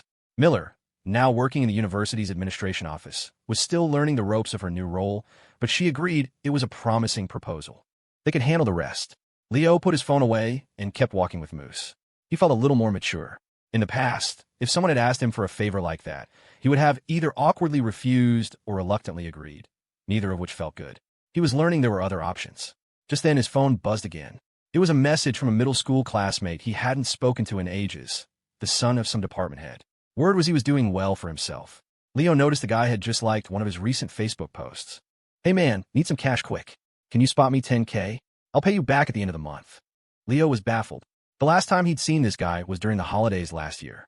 Leo had been eating barbecue at a roadside stall like a little kid, and the guy had rolled up in a BMW with a girl in the passenger seat, lowered the window to say hi, and then smoothly drove off. They were living in different worlds. His Facebook feed was a curated stream of expensive cars, fancy apartments, pets, beautiful women, and exclusive clubs, a highlight reel of a perfect, enviable life. For a college senior struggling to find an internship, seeing that kind of feed could be brutal. It wasn't jealousy, exactly, but the contrast was stark. Leo rarely looked at his page and almost never liked his posts. They had zero contact. Why on earth would he be hitting up a broke college student for money? His circle of friends and family surely included people much closer to him. A request like this, out of the blue, either meant he was in some kind of trouble he couldn't tell anyone about, gambling, something illegal, or he was just trying to get a free handout. Leo was direct. "Sorry, man, I'm still in school. Don't have that kind of money." Curious, he texted his dad, Ray Foster, and asked what the classmate was up to. His dad replied, "He's gotten into some trouble. I think he's addicted to online gambling. You stay away from that." That confirmed it. At least it wasn't a real emergency. When Leo checked his phone again, he saw that the classmate had unliked his post. Leo just stared at the screen. Wow, that must be inexpensive, like $10,000. He used to find it so hard to say no. Now he realized it wasn't a big deal. He hadn't lost 10 grand, and the guy hadn't even cussed him out. The worst he did was take back a like. A moment later, Leo saw the guy had posted a new status. "You walk along, and then your friends just disappear." Huh. We disappeared a long time ago. We were never really friends. Was that about him? Probably not. Leo shrugged it off. He'd said no. The guy hadn't exploded, just posted some vague, cryptic message. It wasn't his problem. He put his phone away and went back to running around with Moose. The dog was thrilled to be reunited with his hairless brother. He tugged Leo back and forth across the field. If Moose could throw a ball, he would have tossed it with his paw and made Leo fetch. That was the best game in the world, in his opinion. He could bite the ball, but throwing it was the tricky part. Leo tossed the ball, Moose brought it back, and they played until they were both happily exhausted. A smile spread across Leo's face. Just then, the mechanical voice sounded in his mind. Host has learned to think rationally and refuse unreasonable requests, reducing internal conflict. Reward: basic item, buff, spiritual mentor, 1 day. With this buff active, you can skillfully guide and persuade others. Your persuasion success rate will increase by 80%. As long as you're not asking someone to do something that violates basic human principles, they will most likely agree. Leo's mind immediately went to one place. I wonder if I can persuade a certain young lady into some extracurricular activities. He played with Moose for nearly an hour, and his mood soared. He felt relaxed, his mind finally at peace. You always hear about wellness gurus dying young or hyper-disciplined people falling into depression. It's because they're always wound so tight, never truly letting go. The system had pushed Leo to be incredibly disciplined, but there were moments when he felt himself teetering on the edge of burnout. It went against his fundamentally lazy nature. He was a laid-back guy suddenly forced into a relentless hustle, chasing a carrot on a stick. At times, he was bound to crash. Exercise helped. Romance helped. But the most complete, purest form of relaxation came from playing with Moose. A dog has no ulterior motives. All it cares about is whether you're having fun, whether you're running together. It doesn't matter if your fur isn't long enough or you can't pee far enough. All that matters is running and barking. Woof, woof, woof. Leo had a blast with Moose, and petting his furry head was incredibly de-stressing. Maybe boys were just like dogs at heart. Their roughhousing always involved tackling someone and pinning them down, not unlike a playful pounce. Leo took a video of Moose and sent it to Liam Ingram. He wanted to show Liam's retired military K9, Ranger, that his non-service counterpart, Moose, was also living a pretty happy life. Admittedly, Moose's diet couldn't compare to Ranger's. As a service dog, Ranger had a strict meal plan. A Special Ops K9 like him had a daily food budget of around $60 to $80. And that was just for the raw ingredients, meat, vegetables, and so on, not including the chef's salary. It was a higher standard than that for an ordinary soldier because of a dog's faster metabolism. His diet was meticulously balanced with vitamins, protein, deep-sea fish oil, beef, and minerals. Moose, on the other hand, was a little chubby. He could probably use more exercise. Leo sent the video with a message. Tell Ranger I said hi. Liam replied. Okay, Leo. Got it. Leo was a true character. He had classes and couldn't make it to see Leo off in the capital. A third-generation military kid and academy cadet was genuinely busy. They didn't have time to be out causing trouble all day. But what really got Liam was that upon returning to school, Leo wasn't asking him to pass on greetings to his father or grandfather. He was saying hello to his dog. After their walk, Moose's sides were heaving, and the bottom of his little vest looked a bit tight. Leo undid a button, and the dog seemed even happier. He put Moose back on a leash as they headed back. He was a large dog, and an unleashed one could frighten people, especially children. They walked slowly, strolling through campus. Leo looked up at the trees. Many of them bore fruit. The orange trees were beautiful, their bright reddish-orange fruit hanging from the branches and releasing a faint citrusy scent. The mango trees only had a few small mangoes left this time of year. Most were pruned to prevent them from falling and making a mess. Sometimes, though, you could find a perfect little mango on the ground, not yet bruised or blackened. It would be perfectly ripe, incredibly sweet and fragrant. Not just sugary sweet, but a rich, complex flavor with a hint of tartness that came from growing naturally, without being forced for yield. There were also starfruit trees. The fruit was a yellowish green at this time of year, almost ripe and not so sour anymore. Not many people liked them, though. The flavor was a bit strange. Locals might eat the ripest ones fresh, but most were used to make preserves. Leo happened to find one that had just fallen. It was still a little green, a perfect 5-pointed star. He offered it to Moose, who sniffed it once and turned his head away. Leo couldn't help but laugh. As he bent down to rub Moose's slightly balding head, he felt someone watching him. He looked up and saw Jessica Monroe and the woman who had bought his painting, Ms. Ju. He hadn't seen Jessica in days, and she looked completely different. The photos in the group chat didn't do it justice. Seeing her in person, the transformation was staggering. She wore a stylish gray coat, a soft sweater, a short black skirt, and sleek, seamless stockings that hugged her long, slender legs. Her feet were in a pair of elegant little leather shoes. Her long, silky hair cascaded over her shoulders. Most girls didn't wear their hair down like that. It was more common on TV. Maybe it required a certain type of hair or face shape. But Jessica had always worn her hair long and loose, and walking toward him now, she looked like she'd stepped out of manga. She was walking with Ms. Ju, listening as the older woman extolled the virtues of studying in Singapore, how clean and beautiful it was, how civilized the people were, blah, blah, blah. Jessica found it hard to listen. Any normal teenager would feel uncomfortable hearing someone gush about how superior another country was. What was with that arrogant tone? Her life had been hard, but that was because of her family, not her country. In fact, her country and the people around her had been good to her. She had grown up safely and received help from many people. She didn't hate the place she was born. So no matter what Ms.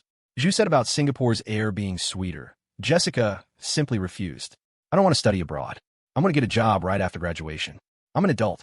I don't need you to worry about me. Faced with her daughter's stubbornness, Julianne was about to lose her mind. She was trying to be patient, but she couldn't understand what was so great about this place. If it were New York or fine, but this wasn't even a major city. Julianne just wanted her daughter to leave with her. She had no intention of buying property or putting down roots here. As they walked, her daughter suddenly slowed. Julianne looked ahead and saw the young man with the starfruit, teasing a dog. She recognized him instantly, the young artist. So that's it, Julianne thought. It's because of him you don't want to leave. You stubborn girl, making up all those excuses. Leo stood up, holding Moose's leash as they approached. Hi, Jessica said first, her legs pressed nervously together. It was the first time she'd seen him since her makeover. Putting on the new clothes, new underwear, new shoes, none of it had felt strange. They were better quality and more comfortable than anything she'd ever owned, especially the bra, which fit perfectly and gave her support. But standing in front of Leo now, all her courage evaporated. She felt a sudden urge to cry. Why couldn't this have happened sooner? She thought. She wished that when she'd first met him, she could have been wearing new clothes and new shoes, without a gambling addict father and a mother who'd run off. Just clean and pure. Instead, she summoned all her strength to smile and say that one word. Hi. It was like a greeting between strangers who were once friends.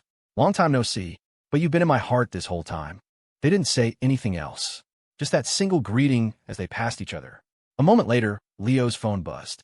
A transfer of several $1,000s from Jessica, with a note. repayment plus interest. Another message followed. Thank you. Leo paused, then typed back. You're welcome. Keep it up. Leo had been asked for money and refused, and then been paid back a debt, all in the same day. He knew Jessica would pay him back eventually, but it was still a nice feeling. Even though it was your own money, getting repaid always felt like a windfall, like an unexpected bonus. Go ahead, lend someone money and see for yourself. He and Jessica had just exchanged greetings. He gave a slight nod to Ms. Zhu, but Julianne was about to say something when her daughter pulled her away. Julianne thought her daughter was even prettier than she had been at that age. Better figure, slimmer, more curves, but her brain was nowhere near as sharp. If you like him, either confess your feelings or give him up, she said. You haven't met enough impressive men. Come abroad with me.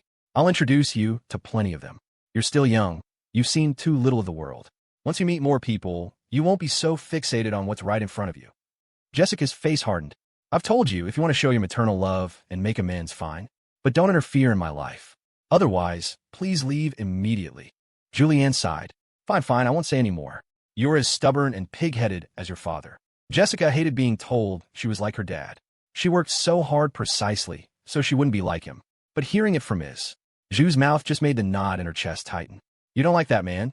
You look down on him, and you look down on the child you had with him. You'll eventually leave again, without a word. It seemed no matter how hard you tried, you could never escape your family. She reread his reply. You're welcome. Keep it up. Keep it up. She took a deep breath and recalibrated. It's okay. Don't think of her as a mother. Think of her as a boss. That made it easier. If your boss is paying you, you can put up with some emotional baggage. Just pretend she's farting. The wind tossed her hair. She had always grown wild, never as strong as the other trees, but she had fought hard to put down roots. Keep it up, Jessica. Leo took Moose back to Paige's apartment. She had already returned to her own dorm. She discovered that once you start working hard and see results, you actually want to keep working. It was terrifying. The initial motivation was unclear, boredom, maybe, or a little bit of pride. A desire to show Leo she could do things to make him look at her twice. But now that she was busy, she had less time to spend with him. She couldn't even use their joint dog walks as an excuse to hang out. She had a live stream that afternoon. She streamed from her dorm room. She tried other locations, but the dorm just worked better. Maybe it felt more authentic. She'd cleared it with her roommates. Since she was mostly taste-testing snacks and trying out little gadgets for girls, and companies sent her tons of free samples, she was always sharing with them. Her dorm wasn't exactly a study-focused environment anyway. Everyone was usually just hanging out, and some of her roommates were even enthusiastic to act as her co-hosts. Some people were awkward on camera, while others could talk a blue streak to an empty audience. But Paige seemed to be a natural. There was something about her innocent face and the way she spoke that made people trust her. There was no act. It was all real. Happily wearing the bone necklace Leo had given her, she went back to her room to go live. Maybe because she wasn't desperate for the money, she never came across as pushy. She'd start her streams slowly, chatting about random things, answering questions, sipping water, sometimes touching up her makeup. This led to a flood of people asking for links to her clothes and jewelry. She wasn't interested in becoming a fashion influencer. She didn't have the energy for it. This was just something she did for fun. She chose snacks she actually ate from big, reliable brands and was careful about the quality of the makeup she featured. They say the rich get richer, and maybe this was why. People don't trust someone who's obviously trying to make a buck. They assume you're just trying to scam them. But they'll believe a rich person, thinking they're already loaded. Why would they lie to me over a few dollars? In reality, a few dollars from one person becomes millions from a million people. What starts as a persona becomes reality. Paige didn't have to fake it. She naturally exuded the air of a well-off, pampered girl. Today, in her racing jacket, she was flooded with comments calling her pretty and asking where she got it. I bought it at a car race, Paige answered. It wasn't a lie. Her sister loved racing and had gotten them tickets to a VIP box, starting price $35,000. The buffet was amazing. You could spot celebrities, and the view was perfect. Her sister was there to network, but Paige was just there for the food and to maybe get an autograph for her roommates. That was the difference. Most of the girls watching had never been to a car race, and if they had, it was in the cheap seats. A VIP ticket was an extravagance. But when Paige talked about it, there was no sense of showing off. She just answered questions honestly. That was her natural rich girl persona. Then someone noticed her bone necklace. It looked really good on her. Chokers like that, short and sitting right at the base of the throat, had a certain forbidden allure, perfect for a young woman with a slender neck. On someone older, it might just draw attention to wrinkles or a thick neck. But on page, it gave off a dark, sexy vibe. A little wildcat. Amazingly, most of Paige's followers were women. Maybe it was because she had a bombshell figure but was completely oblivious to her own sex appeal. She was direct, not a mean girl, never passive-aggressive or fake. She was the kind of girl whose stunning body you noticed but didn't immediately sexualize. A ton of people asked for the link to the necklace. A friend gave it to me, she said. Then someone commented that it was sold in pet stores and asked if she had a pet. Another girl might have gotten angry, but Paige's mind went somewhere else entirely. He gave me this. Does that mean he thinks of me as his pet? She blushed furiously, then broke into a huge, happy grin and continued her stream, totally unbothered.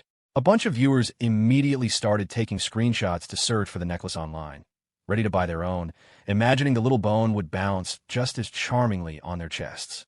Leo dropped Moose off, said his goodbyes, and headed to the art studio. He tidied up a bit, then called Sean to come over and film a video for him. It's amazing how many things you have to do in a day. If you just think about them, it's overwhelming.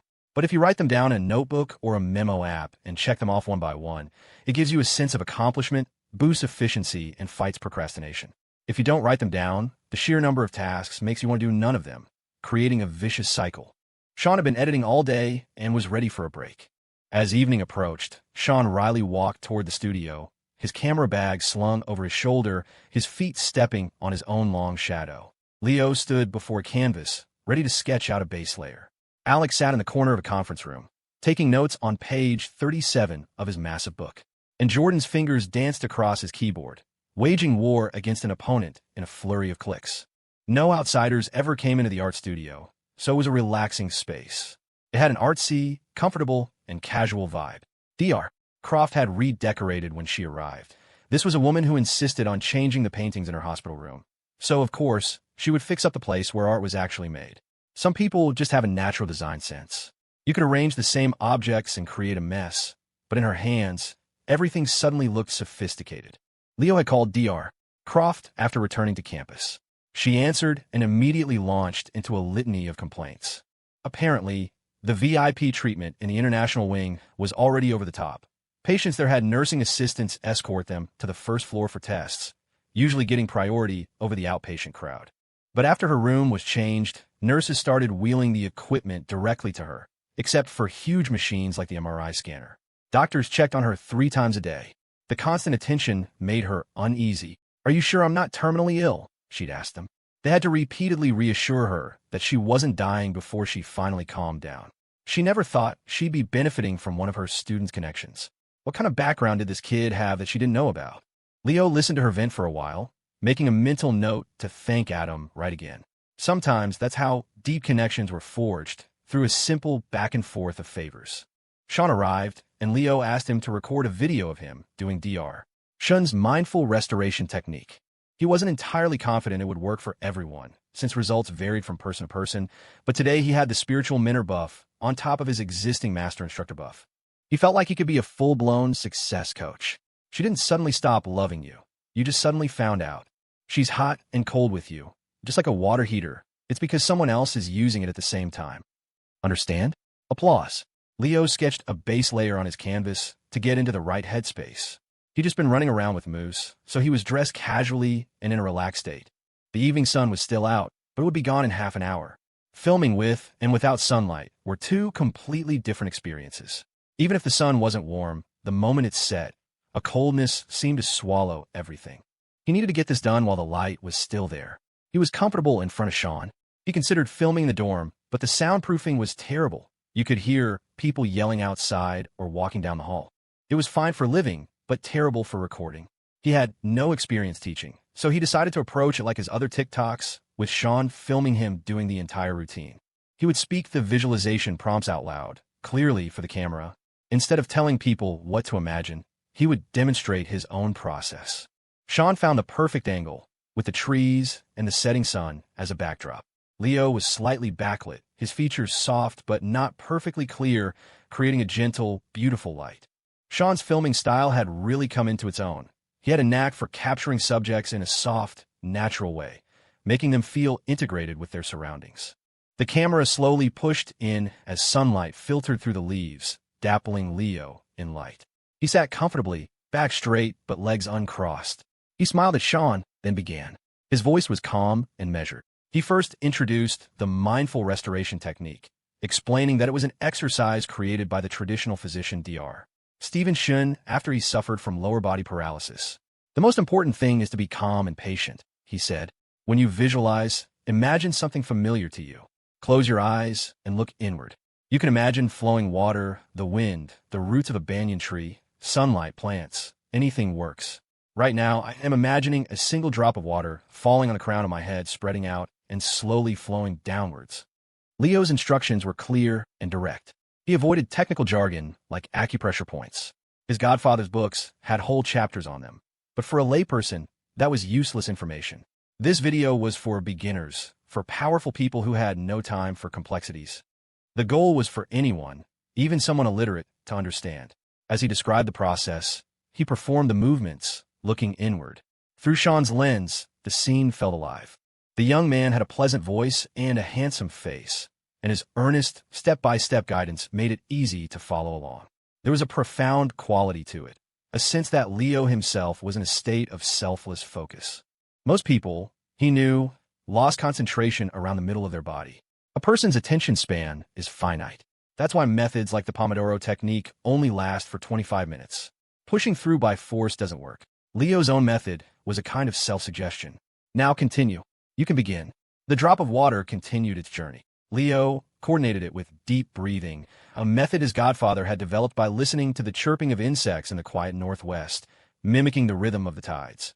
Inhale for 6 seconds, hold for 2, exhale for 8.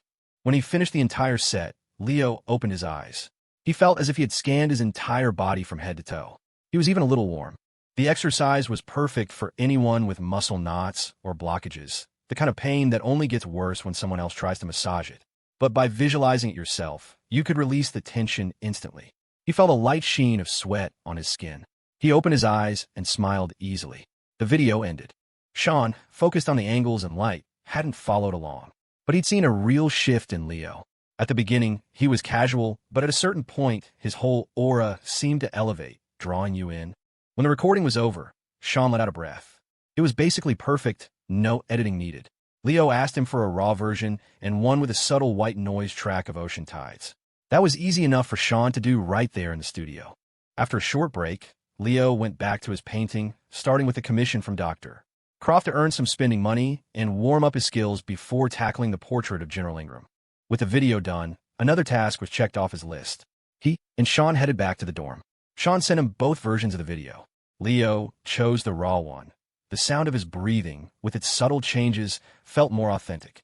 The white noise, while masking ambient sounds, also masked that. He sent the video to his godfather, who watched it and said it was good, telling him to forward it to old Mr. Preston's people. Dr. Shun wanted his godson to build these relationships himself, to make them his own social circle. Leo understood and was grateful.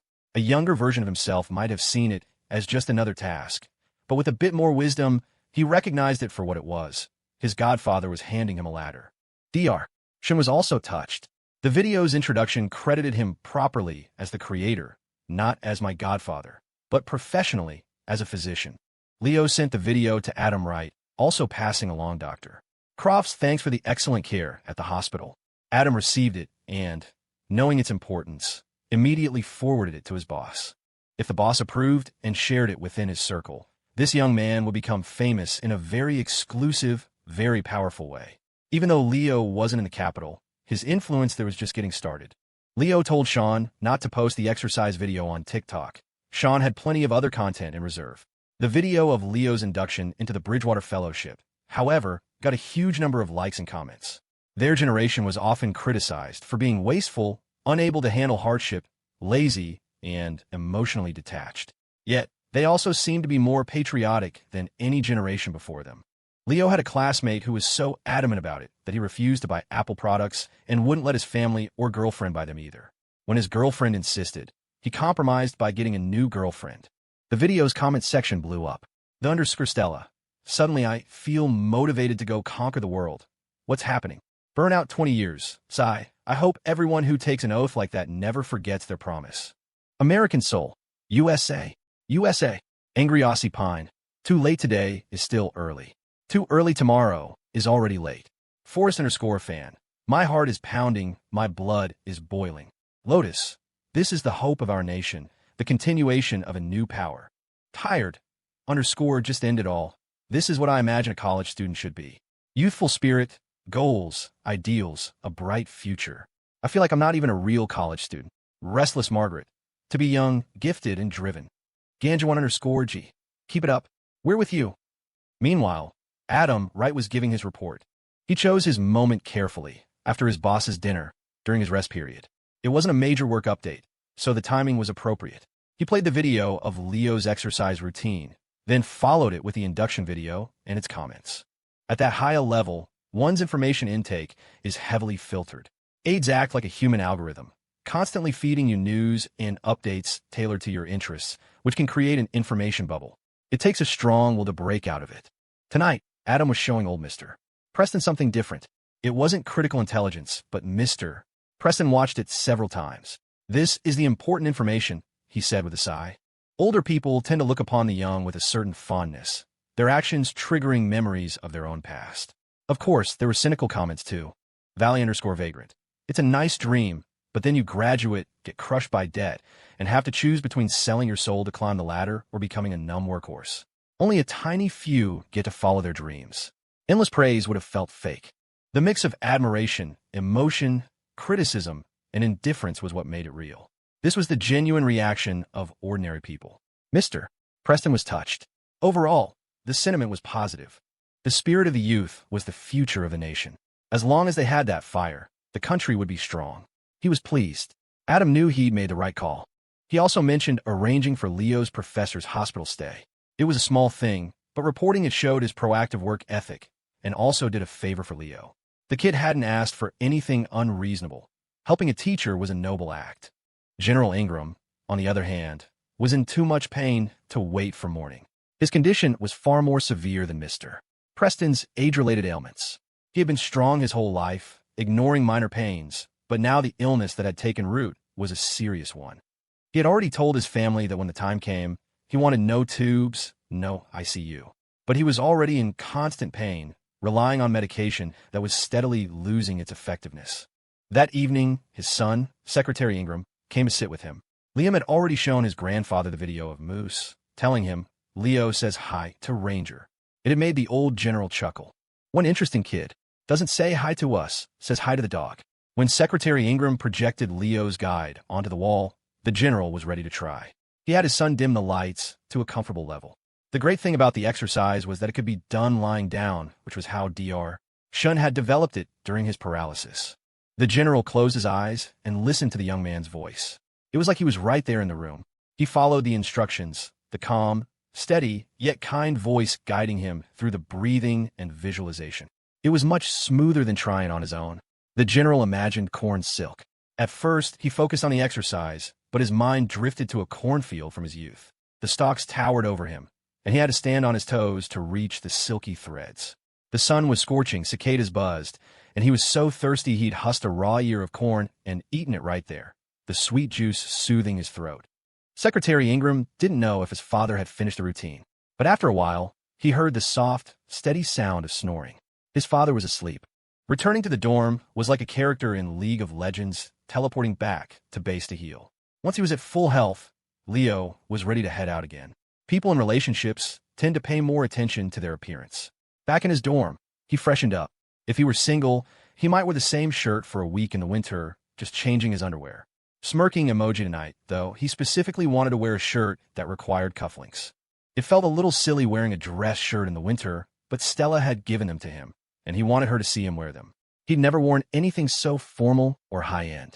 The clothes Stella had picked out for him included some more formal pieces, otherwise he wouldn't have known what to do. A $150 shirt with $50,000 cufflinks just wouldn't work. He asked Jordan and Alex for help, and was met with a barrage of insults. "Get out. I can't look at this disgusting display of affection. Couple should be banned." Alex, in particular, was salty. He used to think he could get by on his looks, maybe land a sugar mama. Girls were always buying him food and snacks. He could at least get a free meal out of it, right? But what Leo was doing wasn't just getting a free meal. This was securing his retirement. What kind of girlfriend casually gives a gift of jade cufflinks worth hundreds of thousands of dollars? Jordan was speechless. He didn't want to work hard anymore either. Stella had impeccable taste, and more importantly, the money to back it up. Leo didn't mention that it was Stella's mother who had picked them out. That probably would have earned him more than just insults. Despite his complaints, Alex helped him fasten the cufflinks. But then Leo pulled a light-colored sweater on over the shirt, followed by a winter coat, and the cufflinks were hidden again. It made sense why Rolexes were bestsellers in warmer climates. Up north, your wrists are covered for half the year. The Patek Philippe he wore was subtle anyway. Only those in the know would recognize it. With the cufflinks carefully in place, Leo set off. According to their agreement to split things, it was his turn to treat. He was taking her for a casual dinner. She was treating him to a fancy one later. The place she chose was off campus, and a private car was sent to pick him up. They arrived at a seafood hot pot restaurant downtown. It was a huge, lively place, packed with people, but not chaotic. There was an incredible variety of live seafood, clams, shrimp, fish, all displayed in individual stainless steel bowls. It was set up like one of those self-serve, spicy soup places. You just grabbed whatever you wanted. One bowl might have 2 giant clams, another 3 large shrimp. You picked your broth base and mixed your own dipping sauce. The place had a wonderful, bustling energy that screamed the food had to be good. Leo and Stella grabbed a ton of stuff. Clams, squid, beef, tripe, sea cucumber, and pork intestines. Stella grabbed just as much, along with some vegetables. The small bowls piled up, covering their table. Since Sean wasn't there, Leo asked Stella to help him film some clips for his channel. But mostly they just ate. Neither of them was driving, so they ordered a couple of beers. Seafood and beer, the gout special. The ingredients were incredibly fresh, and with his enhanced palate buff, Leo thought everything was delicious. He ate until a light sweat broke out on his brow. He'd taken off his coat, and when he reached across the table to put a piece of squid in Stella's bowl, she noticed the cufflinks. A smile spread across her face. Leo smiled back. He loved this about her. She came from immense wealth, but was never pretentious. She was as comfortable in a high-end restaurant as she was at a roadside stall, and she always picked the best places to eat. Being with her felt effortless, free of any negative pressure. After dinner, instead of getting right back in the car, they walked for a bit. It was cold, but the downtown streets were clean and quiet on this side road, with beautiful streetlights. After a while, they ducked into a small, elegant bar to warm up. The music was perfect, a soothing but lively jazz. The lighting was dim, casting a warm, sparkling glow through the thick, patterned glass of the windows. They sat at a table by the window, watching the occasional car pass by. It was a beautiful city. They didn't sit across from each other, but squeezed together on the sofa, their bodies pressed close. He felt drunk before he even touched his wine. He sent a quick text to Alex. Not coming back tonight. Cover for me if there's a dorm check. After a few drinks, they took a car not back to campus, but to his apartment at Clearwater Cove. He hadn't been back in a while, and neither had Stella. The first thing he saw upon entering was the gigantic portrait of himself. It was still mortifying, but then Stella was in his arms, her body warm against his, and his eyes were on the painting over her shoulder. The feeling was intoxicating. He was a little rough, urgent, but the man in the painting was gentle and handsome. Embracing the real him while admiring the painted him was a dizzying experience. This had to count as drunk driving. In the middle of the night, after a shower, they were both in pajamas. It was their little nest. The apartment was in Leo's name, but he'd had little to do with it. Stella had arranged everything. An immature couple might have insisted on picking out every single thing together, arguing over every choice, and eventually breaking up. But Stella had a lot of her father, Richard Vance, in her. Richard Vance had started as a street hustler, a smooth-faced rogue with a heart of stone. But men like him often held a deep-seated belief in loyalty to their elders and to their families.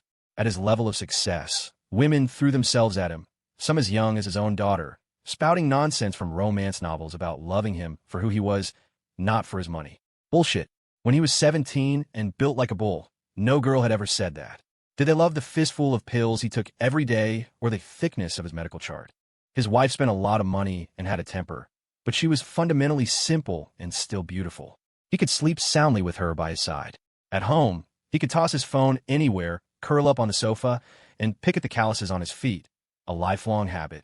Billionaires were human, after all. Because he had no mistresses, he had no other children, just his one daughter. He figured if he could make it from nothing, his daughter, who wanted for nothing, would be fine. As for what she became, he had no expectations. He employed plenty of geniuses from top universities. They were brilliant at their jobs, efficient and organized. But being good at your job and being a good person were two different things. He didn't interfere with how his wife raised their daughter, and he expected the same courtesy. He taught his daughter the lessons he believed were useful, even if they weren't conventional wisdom. He believed conventional wisdom was designed to keep people in line like good little worker bees. If you didn't want to be a workhorse, you had to learn the unconventional truths. Stella had inherited that pragmatism. She handled things that improved herself, but for everything else, she hired a professional. She was an amateur at interior design, and so was Leo. Two amateurs arguing over how to decorate a house was, in her mind, insane. She wouldn't waste her energy on it. So, while neither Leo nor Stella had put much effort into the apartment, it was perfectly comfortable. And being there together, with no one else to interfere, they could do whatever they loved to do. It was spontaneous. In the middle of the night, instead of sleeping, they decided to brew tea. Leo brought out the special Olympus Gold tea that old Mr. Preston had given him. He brewed a pot carefully, and they drank it together. The tea had a warm, lingering aroma, and it tasted sweet as it went down, soothing his throat and reviving his spirit. It was practically medicine, a gentle, nourishing tonic. It was almost like ginseng. His godfather, Dr. Shun, loved using ginseng in his practice. The Olympus Gold had a similar effect, but without the harshness. It was elegant and clean, perfect for two young people who had thoroughly exhausted themselves. After drinking it, the soreness in his back seemed to vanish. At this age, a boy and a girl don't need to search for topics of conversation. They talked about nothing, and then their eyes met over their teacups. The wearying, clinging feeling returned. The tea had replenished their energy. The next round was different, their bodies more familiar, more in sync. Stella felt the tea was comforting, and so was his body. Leo thought the tea was sweet, but Stella was sweeter, intoxicating, dizzying, thrilling. The tea sobered the mind, but the person made you drunk. Good thing he wasn't wearing his fitness watch. It would have been utterly confused by the data. Why is this person sleeping in short, sporadic bursts all night? And what's with all the steps and the elevated heart rate in the middle of the night? The next day, Leo woke to bright sunlight streaming into the beautifully wrecked bedroom. He was alone. He fumbled for his phone and saw a text from Shelly Shun. Mom and I are heading back. Dad was supposed to come, but a patient had a sudden heart attack, so he's staying. Just letting you know, a lot can happen in one night. Wars can start, accidents can happen, or you could just sleep until morning. Everyone's experience is different. Dr. Shun had been planning to fly back to the Northwest with his wife and daughter that morning. They had an early flight, which would give them time to rest before he had to be at the hospital in the afternoon. His roots were there. The capital was dazzling, and he could afford anything it had to offer, but he just didn't feel at home. He preferred to go back, to walk the halls of his hospital and feel his spirits lift. A walk along the Yellow River every day was all he needed. But that morning, he never made it onto the plane. He was stopped at the airport. It was a shock. But Dr. Shun was a man with a strong heart and a clear conscience, so his first instinct wasn't to run. He never imagined his own big mouth would be the cause of this. The high-level official he had examined, the one with the back problems, he had told him that his condition put him at risk for a heart attack. And now it had actually happened. There was no time for explanations. He just told his daughter to let her brother know. With a real heart attack, there was nothing he could do in the immediate aftermath. He wasn't a miracle worker from a TV show who could save someone with a single acupuncture needle. A heart attack is an emergency. The golden window for saving a life is within the first 2 hours. The official had collapsed before dawn. He'd gone to bed late and felt a slight twinge in his chest, a bit of a palpitation, but had chalked it up to the strong tea he'd drunk. He thought it was just his back acting up from sitting too long. He'd even joked with his wife about the traditional doctor who saw a connection between his back pain and a potential heart attack. He'd felt his heart was perfectly healthy. But in the middle of the night, his wife had woken up and realized something was terribly wrong. Dr. Shun was held back, though he couldn't do much in the initial chaos. But he was well connected in the capital from his younger days, and even the president's personal physician, who had flown in that morning, greeted him warmly. It helped that Dr. Shun wasn't just a doctor anymore. With his pharmaceutical company, he was on more equal footing with his old, more successful colleagues. Leo called Shelly, but it went straight to voicemail. She must have been on the plane. He texted back, "Got it. I'll check in with Godfather, see if he needs anything." He then messaged Dr. Shun, who didn't reply. He was probably swamped. Leo got out of bed. He'd missed his morning run. Stella was already up, stretching, one long leg propped up somewhere near her head as she read a book. The sunlight illuminated her like a pink rose. Leo felt a little tired, not fully rested. How did Stella manage to look so radiant, so energetic, so impossibly flexible. After brushing his teeth, he walked over and planted a firm kiss on her cheek, disrupting her difficult pose. She lowered her leg. "Stop it. We have to go back to campus soon." Leo behaved, mostly because he didn't have the energy not to. He needed food. His legs felt weak. He was pretty sure he was healthy, with decent stamina, but Stella's vitality was on another level. Was he inadequate? He was too embarrassed to ask. After a late breakfast, instead of heading straight back, he wanted to go to the boxing gym. He was suddenly worried about his physical fitness. Or was Stella just superhuman? They went to the Crucible and trained for an hour. Leo was still a beginner, so his workout wasn't as intense, and he finished first. The coach praised him, saying his progress was remarkable. Even after a long break, his agility and speed had noticeably improved, as had his strength. "You're a natural," the coach said. "You should consider competing." Leo just laughed it off. His athletic ability was mediocre at best. His fitness was a gift from the system. He was the son of factory workers, and his body had always been a bit weak. He had the kind of pale, clean-cut look that made him the one that got away from many girls in their youth. But he knew he wasn't a fighter. He didn't have the killer instinct. He finished his training and went to watch Stella. She was in a higher class, with a dedicated sparring partner. It was like a real match. She had a red headband tied around her forehead to keep stray hairs out of her eyes. To Leo, she looked incredible. Her boxing outfit was black, but her gloves were a bright, beautiful rainbow pattern. He took several pictures. A man standing next to him asked, "Is that your girl up there?"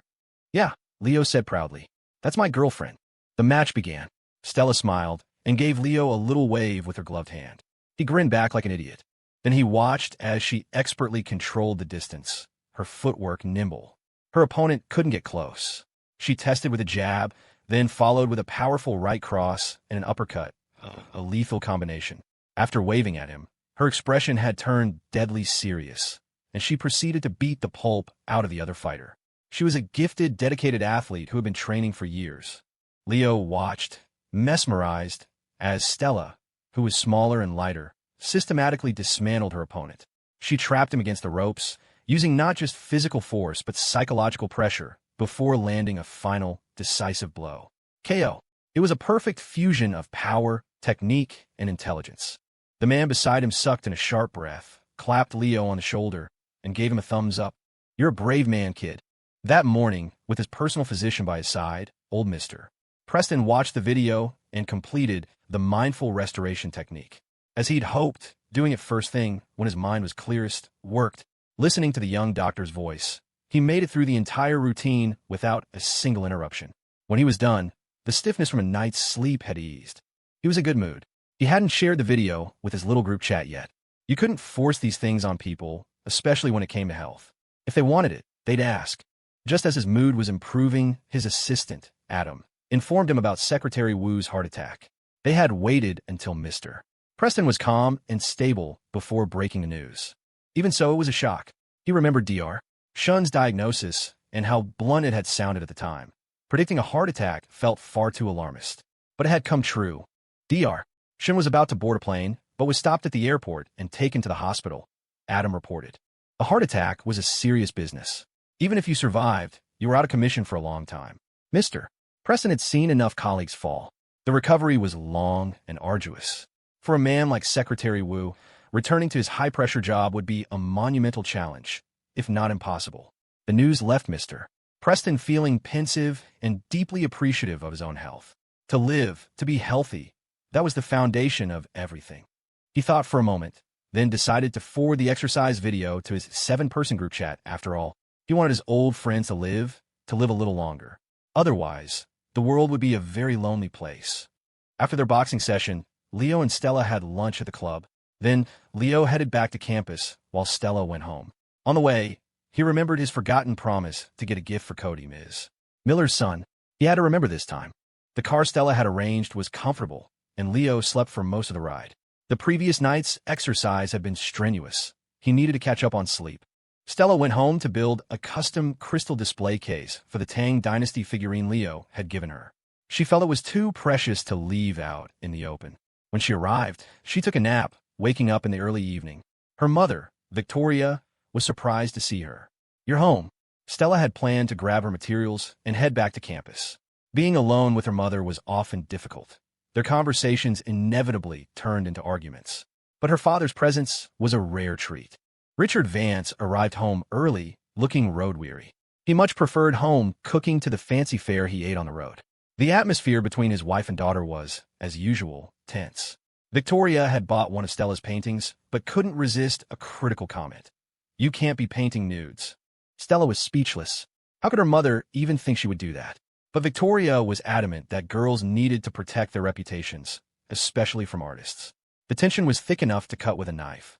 Richard returned, first placating his wife, then going to his daughter. The house was so large they could occupy opposite corners of the living room. He found Stella working on a craft, gluing something together. He remembered she used to love crafts as a child. He'd spent many hours helping her with them. It was a rare moment of connection he missed dearly. Now, seeing her working on something again, he eagerly offered his help. He was good at this stuff. Stella had found a blue crystal base and some crystal panes and was building a small house. They worked together, and Richard felt a surge of pride. It had been years since they had done something like this. "Dad still got the skills, right?" he boasted, seeking praise. "See how steady it is? The little door even opens and closes. You can put things inside." Stella gave him a thumbs up. "Thanks, Dad. So what's it for?" he asked casually. Very carefully, Stella took out the Tang Dynasty figurine and placed it inside the crystal house. "It's a Tang Dynasty figurine a friend gave me. It fit perfectly." Stella leaned in close, admiring it, her face glowing with happiness. Richard Vance stared at it. For some reason, he felt a sudden, sharp pain in his chest. He slept all the way back to campus. The moment he stepped off the shuttle, he felt revitalized, the tightness in his chest gone. The university, nestled between a mountain and a lake, was an oasis of fresh, clean air. Leo headed straight for a classroom to study. He felt like he'd been slacking on his primary responsibilities lately. If he remembered correctly, a student's job was to study, not to be a trophy husband, so that's what he needed to do. He also really needed a locker or some kind of personal space on campus. Lugging a backpack everywhere was a dead giveaway. You were either a student or a programmer, and with a hairline as robust as his, he could only be a student. It wasn't a big deal on campus, of course, where everyone was a student. When he got to the classroom, he noticed Winnie Lou wasn't there, but Colin Edwards was still grinding away. On his way over, Leo had texted Ms. Miller, "Hey, would it be okay if I stopped by after school to give Cody that toy?" She'd replied almost instantly, "I'm actually off this afternoon. I was just about to go grocery shopping. Why don't you and your roommates come over for dinner? The more the merrier." Leo thought about it and agreed. He couldn't exactly turn down an invitation that included his friends. He dropped a message in the dorm group chat. "Ms. Miller's inviting us over for dinner tonight. Alex, Roger. Jordan, Roger. Sean, I'm out of campus footage. Maybe we can head over early and I can film us helping out?" Leo, "Okay, I'm in a classroom studying." He added this to create the illusion he'd been diligently hitting the books since he got back. "Alex, Jordan, Sean, Leo, just let me know when you guys are ready." Inside the classroom, Colin Edwards had been surprised not to see the master arrive for his morning study session. He'd half wondered if Leo was off performing some other-world-shaking feat. To see him return in the afternoon, just as focused as ever, was a jolt of motivation. If a guy 100 times more capable than me is this dedicated, Colin thought, what excuse do I have? He had been studying all day and was about to head out for a game of basketball. But instead, he readjusted himself in his seat, his resolve hardening. Study until you drop. Leo was oblivious to the fact that his arrival had inexplicably thickened the scholarly atmosphere in the room. He mused that for most people, knowledge followed a parabolic curve. It peaked in senior year of high school after a long climb from kindergarten, then plummeted right after graduation. Not all the way back to kindergarten, but it would rapidly recede to a freshman or sophomore level of high school, then begin a slow, gentle decline. There might be small fluctuations, but the general trend was downward. Then, right before entering the workforce, the curve would spike again because a real job forced you to learn new things, even if they were specialized. That was the path for most people. The true academic stars, however, were on a constantly ascending trajectory, the only difference being the steepness of the incline. Leo figured his own curve had taken a nosedive after high school, flattened out, and was now finally beginning to climb again. He decided to review operations research, a course he'd taken in his freshman or sophomore year that suddenly seemed incredibly useful. If you mastered operations research and time management, could you successfully date several people at once? Not that, of course. It was more that the subject felt like a meta-skill, a tool for learning itself. It combined mathematics, statistics, computer science, and economics. It had seemed impossibly complex back then. But looking at it now, perhaps because his perspective had broadened or his IQ had ticked up a few points, the core logic seemed simple. Use math to solve complex real-world problems. So many issues were a tangled mess, but applying a mathematical framework could often cut right through the noise. He suspected that was one of Professor Reed's secrets to a long life. From this new angle, math was an incredibly powerful tool, worth another look. He dove back into his old textbook, activating the time dilation buff. It felt like hours passed, but it was nothing like the first time he'd sat through these lectures, feeling like he was deciphering an alien language. Something clicked. He finally got it. No wonder the top students loved learning. It was a rush. The dopamine hit from mastering a concept was intensely satisfying. After his deep dive into operations research, he went downstairs to refill his water bottle, jogged out to grab a yogurt, and chugged it down to offset the mental strain. He returned and tossed the yogurt to Colin, then opened the medical notes from his godfather, Dr. Shun. The short break and change of subject left him feeling refreshed and ready for another round. As evening approached, the classroom grew chilly. The cold kept his mind sharp, but after sitting for so long, his feet were like blocks of ice. Still, with the enhanced memory buff active, he pushed on, aiming to absorb as much as he could on the first pass. Understanding could come later. He reactivated the time dilation buff and kept going, feeling a surprising surge of energy. It was almost like that theory from fantasy novels. Exhaust your energy completely, and when it recovers, your limits will have expanded. He studied intently, jotting down every question that arose. Time slipped by, and the sun dipped below the treetops. His page of questions grew long. Finally, Alex called. "We're downstairs. Ready to go." "Yep, be right there." Leo snapped photos of his notes and sent them to his godfather. The surgery on the official had been a success, though it had been a close call. The man's wife had personally come to thank Dr. Shun, caught among a group of the nation's top physicians. Dr. Shun hadn't left immediately. It was a rare opportunity to exchange ideas with his peers. Then he received a message from his godson. Seeing the densely packed pages of questions, Dr. Shun was deeply moved. The student he had taken on was not only gifted, but also incredibly hardworking. To have this many questions after just 2 days meant he must have been pulling all-nighters. Dr. Shun quickly replied, "Got them. I'll organize the answers for you when I get back. Make sure you get some rest. Don't stay up too late. You'll burn yourself out." Leo stared at the message. My godfather is some kind of wizard, he thought. How's he do that? We're hundreds of miles apart, no video call, and he could tell I'm exhausted just from looking at my notes? When Leo got downstairs, he saw Alex holding a wriggling black plastic bag. "Got a fish from a guy who fishes the reservoir. $40. Venmo me, 10 each," Alex said efficiently. Leo and the others sent the money without a second thought. Even with the closest friends, you kept the books clean. You might treat someone to a $200 dinner, but for day-to-day stuff, everyone paid their share. Gifts were gifts, but purchases were purchases. Blurring those lines led to resentment. $10 wasn't much, but finding a local guy selling fresh-caught fish from the reservoir, that took effort. This wasn't exactly Alex's home turf. Judging by the violent thrashing in the bag, it was a big one. Alex was a social animal, a force of nature. The truth was, he'd been craving Leo's cooking, and the mere thought of that fish made his mouth water. As they passed the faculty housing security booth, they saw Mr.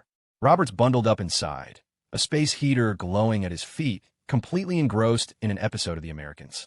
He loved that show. This had to be his 3rd or 4th time rewatching it. He glanced up, saw the familiar faces, and gave them a lazy wave to go on in. He was at a critical scene. Elizabeth was at the airport, Philip was about to board a plane, and the tension was palpable. He didn't have time for pleasantries. Ms. Miller's apartment was warm and cozy, the heat humming softly. She was dressed simply in a comfortable pair of plaid lounge pants and a long-sleeved white t-shirt, her hair pulled up into a messy top knot. It was a rare hairstyle for her. She usually wore it down or in a low ponytail. This style framed her face completely. Her skin was flawless, fair and smooth. With her hair pulled back, she looked strikingly different. Her eyes weren't huge, but they were bright and almond-shaped with a slight, playful upturn at the corners. She had a delicate nose and soft, full lips. None of her features were dramatic on their own, but together they created a gentle, warm beauty. They say your face reflects your soul, and maybe there was some truth to it. A person's physical and mental state etched itself onto their features over time. "You're here so early. I just finished prepping the ingredients," she said. In reality, She just finished a face mask, which was why her hair was up. The post-mask glow was real. Her skin looked plump and radiant.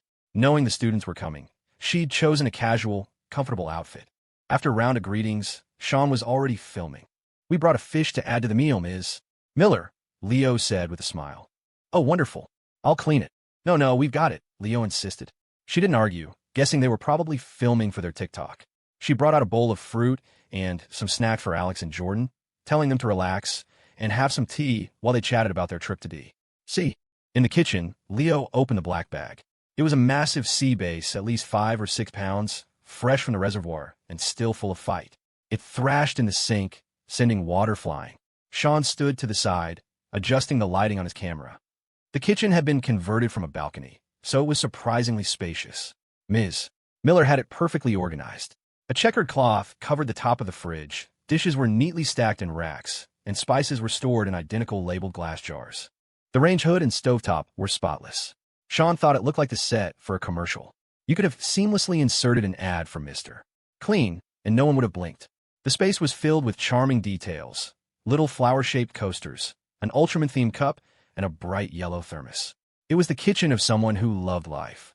The magnets on the fridge were even arranged to form the shape of a dog. The whole scene had a cozy, indie movie vibe. It was warm in the apartment, so Leo took off his coat and sweater, leaving him in a white button-down shirt. The same one, of course. It was chosen specifically to go with his jade cufflinks. He had to admit, there was something ridiculously extra about cleaning a fish in a crisp white shirt and slacks. A little bit of a try-hard, forbidden romance novel feel. The juxtaposition of the immaculate, cozy kitchen with his formal attire was a perfect bit of reverse charm. He rolled up his sleeves, hiding the cufflinks but revealing the Patek Philippe Nautilus on his wrist. It was always a trade-off. Style was so inconvenient. He grabbed a rolling pin and, with one swift thwack, knocked the writhing fish unconscious. It was a beautiful sea bass, a good 5-pounder. Looking at it, Leo remembered the notes from his godfather. Time to put his studies into practice. Sea bass was known for its tender meat and nutritional value. The gills, he recalled, were said to soothe coughs.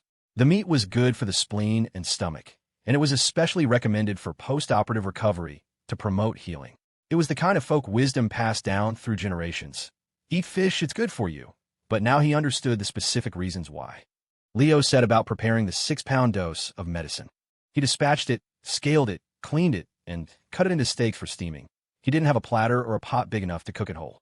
His movements were fluid and practiced, like he'd been working a fish counter for the last 8 years. With his permanent skill, advanced culinary proficiency level 4, steamed fish, he knew that no matter the fish, as long as he steamed it, the result would be perfect. He was also preparing a tonic, something to nourish and strengthen the body. It was perfect for Cody, who was still recovering from his major surgery and was exempt from gym class. As he worked, Leo explained the medicinal properties of the sea bass, reviewing the homework from his godfather out loud. Sean found the angle fascinating. The foodie influencer space was overcrowded, but framing a cooking segment as the preparation of traditional medicine, that was fresh. After filming the segment, Sean put the camera away and helped with the rest of the meal prep. Just then, Cody got home from school. He lit up when he saw his favorite big brothers. Leo had brought him a gift. During one of their late-night gaming sessions, Cody had mentioned that his favorite character was Megatron, the Decepticon leader from Transformers. An unusual choice for a kid, but undeniably cool. Leo wasn't sure if it was officially licensed, but the craftsmanship was top tier. He'd picked out a G1 style DX9 Megatron, a high-end collectible with a full alloy frame and articulated eyes. It had cost him nearly $600. As expected, Cody went berserk. He snatched the figure and ran around the living room, holding it high. "Decepticons, attack!" he shrieked. "Everything I see is fuel for my hunger, and my hunger is power." Ms. Miller saw the Transformers figure and knew instantly that it wasn't cheap. She didn't say anything in front of Cody, though. Don't correct a child in public. It was a principle she held dear.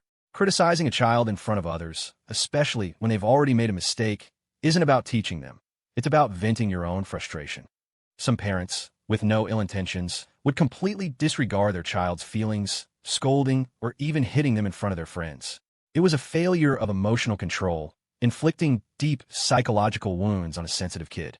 There was a running joke online about how if you told an American therapist your unvarnished childhood story, they'd need therapy themselves afterward. Cody's father was a prime example. One day, He'd picked Cody up from school with his new girlfriend in tow. Cody saw her clinging to his father's arm. This was before the divorce, and he didn't want to say hello. Right there, in front of teachers and other students, his dad had smacked him on the back of the head. "What's wrong with you? Show some respect. Say hi."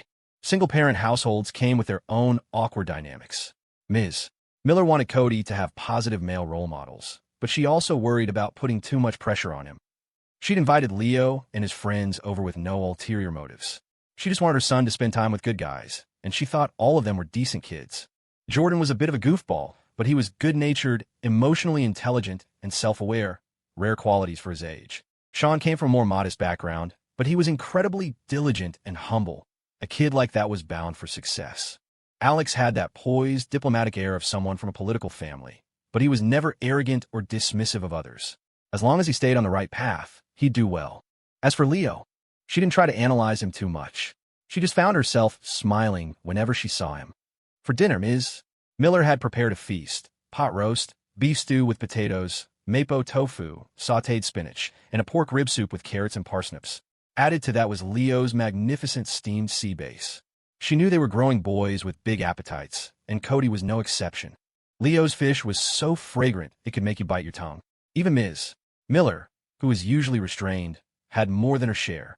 Her own cooking was excellent, too: simple, comforting food that tasted like home. She sometimes wondered what her ex-husband was thinking now. The woman he'd left her for, a younger co-worker, was pregnant and apparently a handful. She didn't cook, was obsessed with her appearance, and believed that a damsel in distress gets the best out of life. She was constantly demanding new purses, trips, and for him to peel her fruit. Ms. Miller had blocked her ex on social media, but Cody could still see his father's Facebook feed. The man didn't even remember his own son's birthday, yet he was posting daily updates about preparing for the new baby, buying gold jewelry, assembling a stroller, decorating the nursery. Thank goodness Cody was a boy and relatively thick-skinned, or he'd be deeply depressed. Sometimes, favoritism is the cruelest cut of all. Unseen by the world, the little boy was growing up on his own. During dinner, Cody placed his new Megatron on his desk, afraid it would get knocked over. He chattered away, telling the older boys all about school. There were some things he'd never tell his mom, but with them, the words just flowed. They all cleaned their plates, finishing every last bite. After the meal, everyone pitched in to clear the table, but Ms. Miller waved them off. She had a dishwasher. All she had to do was scrape the plates. With modern appliances like dishwashers and robot vacuums, life was much easier. She felt her life slowly getting back on track. She knew that her initial intense feelings for Leo had been born from the fear and emptiness of a sudden divorce, a desperate grasp for something stable. That's why so many people rush into another relationship, only to find it doesn't work either. It's a form of escape. The special feeling was still there, but she wasn't acting on it. It was more like having a crush on a wonderful person who was simply out of reach. In a way, it was a good thing. It kept her from rushing into another complicated marriage. She was learning to build a good life for herself and Cody on her own terms. After dinner, Cody got to use his 1 hour of gaming time to play a few rounds with Leo and the guys. Sean, who wasn't much of a gamer, filmed the scene. When it was time to leave, Ms. Miller told them, "Anytime you want a home-cooked meal, just come over. It's hard to cook for just 2 people, and food is always better with company." They all nodded obediently. She sent them off with a big bag of fruit and some snacks she'd made: braised chicken feet, boiled beef shank, and some sausages Cody's grandfather had sent over. She knew boys preferred savory snacks to sweets. They left with full stomachs and full hands. They hadn't rushed to give her a gift just because they'd won scholarships. In a long-term friendship, there was no need for grand gestures. Small, everyday kindnesses meant more. Of course, Leo was a different case. She had sent him money without a second thought and had publicly defended him on the university website when the school could have easily stayed silent. Only after the students had gone did she speak to her son. "Cody, that gift your brother Leo bought you was very expensive. You can't ask people for things like that, okay?" Cody mumbled, "I asked that a bunch of times, but he forgot. He never got it for me." Ms. Miller paused, then gently ruffled his short, prickly hair. Back in his dorm, Leo got a text from her. "Cody loves the gift. Thank you." It had been a full, satisfying day, capped off with Leo's steamed sea bass. Back in dorm room 402, everyone was in a pleasant food coma. Alex walked even more slowly than usual, with a slightly waddling gait. The appetite is a powerful desire, hard to control. Alex sighed dramatically. Food, sex, human nature. Jordan grinned. Food, sex, nature. That's three separate things, right? He and Alex both turned to look at Leo with knowing smirks. Leo just rolled his eyes. Hey, Alex, Leo said, changing the subject. Do you think you could get another one of those fish? Sure, Alex nodded. I got the fisherman's number. He's a good guy. If you need one, I'll have him set one aside for you. Leo was thinking he should pay Professor Hoffman a visit, and a fish like that would make a perfect gift. It was exceptionally fresh, likely wild-caught. The reservoir was the source of the local drinking water, so stocking it with farmed fish was forbidden, as was fishing. But it was a massive body of water, impossible to patrol completely. A dedicated angler could always find a quiet spot along the shore to cast a line. A while ago, Leo wouldn't have been able to tell the difference between wild and farmed fish, but now his palate was more refined. Farmed fish had a higher fat content, making the meat softer. They were fed pellets and got little exercise, resulting in looser muscle fibers, much like the corporate drones who ate takeout, sat all day, and got soft around the middle. Some farmed fish even had reddish flesh, not because of the species, but because of artificial colorants added to their feed. The sea bass they'd eaten tonight had firm, resilient meat with a clean, sweet flavor, completely free of any muddy taste that often plagued pond-raised fish. Of course, wild fish wasn't without its risks. Coastal ones could have heavy metal contamination, and there was always a chance of parasites. But farmed fish often had antibiotic residues. You could see the difference just by looking. A wild fish was streamlined and lean, its tail often a bit frayed from a life of struggle. A farmed fish was thick-backed and round-bellied, its scales pristine. It was a pampered baby that had never known hardship, but had consumed plenty of medicine. Leo had read up on market prices for fish. He knew that for a wild-caught sea bass of that size, the $40 Alex had paid was nowhere near the real price. He'd probably slipped the fisherman a couple packs of good cigarettes and paid him double on top of that. Alex had likely absorbed the cost himself out of consideration for Sean's budget. Alex is a genuinely good dude, Leo thought. That settled it. He had to invite him along. When Leo told Alex the fish was for Professor Hoffman, Alex puffed out his chest and said, "Leave it to me. I'll handle it." Leo dropped a picture of the cooked fish into his small group chat with Judge Cole and Professor Hoffman. Wild sea bass from the reservoir behind campus, he wrote.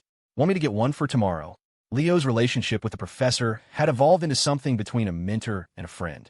He hadn't texted him every day while in D.C., but they'd exchanged a few messages. It was the kind of comfortable connection where you didn't need a reason to reach out. Professor Hoffman was a man who appreciated the finer things. One look at the picture, and he knew it was the real deal. It was always satisfying to give a gift to someone who truly understood its value. He happily made arrangements, telling Leo to come over for dinner tomorrow afternoon. Later, as Alex headed out to handle some student government business, he mulled over the invitation. He knew Leo and Professor Hoffman were close, though he had no idea how that friendship had started. Maybe they're kindred spirits, he mused wryly. Both masters of the trophy husband system. Professor Hoffman's reputation on campus was that he was kept by his famous director wife, after all. Still, Alex had never pushed to be included. A friend's friend isn't always your friend. So when Leo had suddenly invited him, he was genuinely surprised. The food festival Leo had suggested was already in motion. Alex had delegated tasks to the student government, assigning one student to each vendor on the student strip. They were responsible for getting the business on board and managing them throughout the event. It created clear lines of accountability. He was also organizing teams for venue setup, promotion, and student outreach. On the surface, it was a small event, but the details were immense.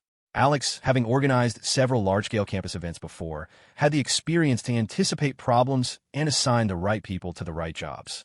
It was a complex operation, but he was the conductor, ensuring everything ran smoothly. He felt a little thrill of excitement and called home. "Hey, Mom, is Dad around?" Alex asked, an unusual opener for him. "Your father's at a state conference tonight. You can probably catch him on the local news," said Director Young, sipping her evening tea. Alex told her about his plan to visit a professor's house the next day with his roommate Leo, and mentioned Judge Cole would be there. Leo might not have understood the significance of that name, but Alex's mother did. A man of that stature, even in retirement, carried immense weight. She was proud that her son was moving in such circles. Still, she offered some motherly advice. Don't go in with an agenda. Be genuine, be respectful, but not overly deferential. Just watch how your friend interacts with them and learn from him. Alex nodded, then told her about buying the fish and how he'd split the cost without marking it up. She approved. It's fine to take small losses in life. Don't get caught up in calculating every little thing. What you lose in one area, you often gain in another. If you hadn't put in the effort to get that fish, your roommate might not have thought to invite you along. This is an opportunity. I know, Mom. And control your temper, she continued, unable to resist another piece of advice. Being quick to anger but soft-hearted is a weakness. It's better to be slow to anger but firm in your convictions. And if you need to say no to someone, just say it. A simple, direct refusal is better than a long, rambling explanation that just makes it sound like you owe them something. Alex listened to his mother's familiar litany as he walked along the tree-lined path back to his dorm, the campus lampposts passing over him one by one. It was a little chilly that night. Back in the dorm, with the windows and doors shut and Jordan's illicit space heater humming away, the room became a warm, cozy den. Warmth bred laziness. Sean, however, was still in his hyper-motivated phase. They say happiness isn't about what you have, but whether you have more than you used to. As long as your life is on an upward curve, no matter how gradual, you'll feel happy. Jordan, on the other hand, was in a bit of a slump. He had zero desire to make money. Why grind away when he could just go home and live off his family? If he made the rounds, hitting up his brother, dad, mom, grandpa, and grandma, he could easily rake in more than he'd ever earn on his own. He was a homebody with simple needs, and his roommates had conditioned him to be exceptionally low maintenance. His last Instagram post had gone viral, and the business inquiries were flooding in again. But he scrolled through the offers, saw a bunch of products he'd never used, and decided he couldn't be bothered. His dad's last allowance transfer hadn't even been spent yet. So, he did what he did best. Lurked in group chats and reposted memes. Leo was texting Stella, asking what she'd had for dinner. She sent a picture of the family meal. It looked surprisingly simple, aside from the expensive-looking tableware. The food itself was down-to-earth, mostly spicy stir-fries. Was that chicken gizzards with pickled long beans? Just looking at the picture made his mouth water. Stella, my dad loves spicy food. My mom doesn't. I'm fine with whatever. Leo, same here. I can handle the heat, but I don't need it. Just then, the roommate group chat pinged. It was a meme from Jordan. A picture of a tongue with a dark spot on it. Text. Found this blackish-gray thing on my tongue. Google said it was cancer. Went to an oncologist. He pulled out half a peppercorn with a pair of tweezers. Leo, ha ha ha ha. He immediately forwarded the picture to Stella. Curled up on the couch, Stella suppressed a smile. Sitting on the sofa opposite her, Richard Vance felt a familiar pang in his chest. Ever since middle school, it seemed his daughter had walked around the house with the stern expression of a hall monitor. He'd worried she was getting ostracized at school, so he'd signed her up for all sorts of sports, hoping would cheer her up. The result? In high school, she'd beaten up an athlete who had a crush on her, and Richard had been called to the principal's office. His first thought had been, good for her. He trusted she wouldn't have done it without reason. It turned out the boy had been harassing her, and she, having been trained by her overprotective father in boxing, taekwondo, and various self-defense arts, had perhaps been a little heavy-handed. Richard still felt a twinge of guilt. Any father of a beautiful daughter would understand. But now, in her senior year of college, the boy had arrived, and he was coming on strong. Richard glanced at the handcrafted crystal house on the coffee table. Inside sat the Tang Dynasty ceramic figurine Leo had given her. The kid's gifts were ridiculously over the top. Weren't they supposed to be from an ordinary family? He worried Stella was being swayed by these material gestures, but at the same time, he knew she was smarter than that. Still, it was unsettling. He decided to approach the situation like a business rival, not a protective father. He feigned a casual chat with his daughter, steering the conversation toward Leo. This ceramic piece looks awfully new, Richard said, trying to sound nonchalant. You sure it's not a fake? Wouldn't want to display a knockoff. Victoria Vance remained silent. She just spent a small fortune buying one of Leo's paintings, a portrait of Stella, no less. She hadn't dared tell Richard yet. And then, the kid had turned around and donated the entire sum to charity without blinking. Victoria had been impressed. Her initial plan to offer him a check to leave her daughter was now looking woefully inadequate. Stella, oblivious to her father's complex emotions, launched into an explanation. It can't be fake. It was authenticated by Professor Gua from the National Museum. A friend's senior relative gave him a house near the university, and it was filled with antiques. He had Professor Gua appraise everything, and it turned out to be worth over $20 million. The relative donated most of it, but let him keep a few things. He thought this one was cute, so he gave it to me. She stated it as a simple fact. But to Richard and Victoria, it was a bombshell. A check? Victoria thought, I need to add at least another zero. 10 times that? $100 million to leave my daughter? I don't even have that much cash. If the boy's circumstances were that extraordinary, maybe she didn't need to intervene after all. Her main fear had been her daughter falling for someone she'd have to financially support. Richard's mind reeled. This story sounded suspiciously like a rumor he'd heard recently about a priceless golden Buddha and a young medical prodigy. Could it be connected to his daughter's friend? You know, he said, choosing his words carefully, why don't you invite your friend over for a meal sometime? A faint blush appeared on Stella's cheeks. Would that be okay? I can ask him. See when he's free. Richard felt another pang. My daughter has changed. She used to make her own decisions. Now, she has to ask someone else. And what, he's a student. How busy can he be? As Leo was playing a game, still half chatting with Stella, her next message popped up. Would you want to come over to my house for dinner? Holy shit, Leo yelped, nearly dropping his phone. The outburst startled everyone. What's up? Jordan asked, poking his head out from under his blanket. Leo's heart was hammering. He looked at his phone again, as if to confirm he hadn't imagined it. Stella, she just asked if I want to come to her house for dinner. A collective, echoing holy shit filled the room. Dude, you're meeting the parents? Alex said, his eyes wide. Isn't that a little fast? Leo stared at his phone as another message came through. It's nothing special, just a normal dinner. Don't be nervous. You met Victoria. My dad, good old Rich, is even more laid back than she is. He's just curious. If you don't want to, it's no big deal. I'll just tell him you're busy. As she typed, she glanced at her father, whose intense demeanor could make a hardened criminal confess. According to her mother, he used to be quite the pretty boy. Stella couldn't imagine what life experiences had transformed him from that into someone who looked like he needed a full-body tattoo to complete his look. Could he really say no? After everything, dodging a simple dinner felt cowardly. But he was nervous. He could face down professors and retired judges without breaking a sweat, but the thought of having dinner at Stella's house made him feel like a thief caught in the act. The old Leo might have backed down or procrastinated, but he'd been through too much to run from anything anymore. Just treat it like visiting an elder, he told himself, not a job interview. They probably care more about how I treat their daughter than whether I'm some perfect, flawless specimen. He typed and deleted his reply several times before finally sending. I'm meeting Alex at Professor Hoffman's tomorrow afternoon, but any other time is good. Whatever works for you. I'm just a little nervous, meow. Stella, gif of a hand petting a cat. The next morning, Leo woke early. After checking in with the dorm RA, he passed the spot where Professor Reed usually did her morning exercises. It was empty, but she was due back tomorrow. He'd be there to pick her up. He headed to the student strip to get Moose for their morning run. The big golden retriever was ecstatic to see him, his whole body wiggling with joy. Moose had gotten chubbier. He wasn't getting enough exercise. Leo had to physically drag him past the breakfast burrito truck. After the run, he promised. Sean was waiting for them at the track, camera ready.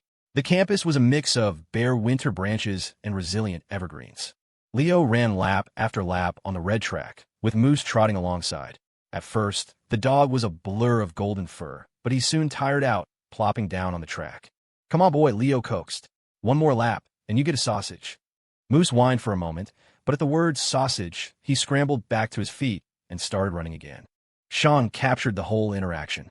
It was uncanny, as if Leo could actually converse with the dog, and the dog understood every word. The shot was pure gold. Leo managed to get a full 30 minutes of running out of Moose with the promise of more sausages. When they were done, he made good on his word. Sean filmed them waiting at the food truck, man and dog, a picture of perfect harmony. After feeding Moose, Leo and Sean went for their usual breakfast bowl. The base was a savory, porridge-like concoction, thick with seafood broth and bits of imitation crab, the perfect vehicle for the fresh toppings. You could even get the plain base in a cup with a wide straw, perfect for a stealthy classroom breakfast. Sean filmed first, then ate. Leo got Moose a bowl with no spicy or peppery toppings. After they finished, they picked up 2 more to go for their sleeping sons back at the dorm. Leo dropped Moose off, then caught up with Sean, slinging an arm around his shoulders. They walked back together, 2 friends ambling through a crisp morning, the picture of youth. As they walked, Sean suddenly asked, Hey, have you gotten taller? Huh, maybe. I guess being in love makes you grow, Leo joked. You should try it. Puffed, Sean retorted, though he couldn't help but feel there was something off about that logic. Back in the dorm, Jordan was still sound asleep, a testament to his stress-free existence. Alex, however, was already up and meticulously grooming himself. The effortlessly casual look he sported on campus was, in fact, the result of careful cultivation. Jordan was eventually lured from his cocoon by the smell of food. He'd woken up earlier, scrolled on his phone for a bit, then drifted back to sleep. That second sleep was always the sweetest. Alex had chosen his outfit for the day with particular care. Since Leo was taking him to Professor Hoffman's that afternoon, he wanted to make a good impression. First impressions were critical. You couldn't show up in brand new, creased clothes that looked too formal, too try-hard. But you also couldn't be sloppy. So, he chose an outfit that was clean and comfortable, something that fit the occasion. He opted for a younger look than his usual campus attire, swapping his typical shirt and vest for a hoodie and casual trousers. His clothes were brandless, but made of high-quality materials. He wore a handsome, substantial watch, a gift from a relative. His look was relaxed but put together in simple, non-threatening shades of blue and white. His jacket was a Burberry trench coat, but so understated you wouldn't know unless you saw the signature plaid lining. It was the kind of coat an old-school politician might wear, but paired with his casual inner layers, it looked smart and modern, not stuffy. It was a perfectly calibrated ensemble. Jordan emerged from his blanket, shuffled to the bathroom, swished with some strawberry-flavored Listerine, and then sat down to eat, planning to brush his teeth afterward. He was a paradox of hygiene. After breakfast, Alex headed out. Sean started editing his new footage. Jordan, feeling a rare pang of guilt about being unproductive, decided to play one round of his game and then work on his own Instagram content. Leo changed out of his running clothes and headed to the classroom to study, taking the fountain pen Paige had given him. It was a beautiful pen, smooth and elegant, and it made him actually want to practice his penmanship while taking notes. Alex had taken charge of acquiring the fish, so Leo focused on reviewing the answers his godfather had sent him. Dr. Shun had painstakingly written out detailed responses to all of Leo's questions, then photographed the pages and sent them over. The official who'd had the heart attack was now stable, and Dr. Shun had been invited to join the official medical team to consult on a recovery plan that integrated both Western and traditional methods. The health scare had shaken the small group of powerful old men. Secretary Wu was one of the younger ones in their circle, and he'd nearly died. Old Mr. Preston had sent Leo's instructional video to the group chat, urging everyone to try the routine. Even the notoriously stubborn General Ingram had chimed in to say it was effective, which was the highest endorsement possible. About half the men in the group were now starting their days by listening to Leo's voice and watching his demonstration.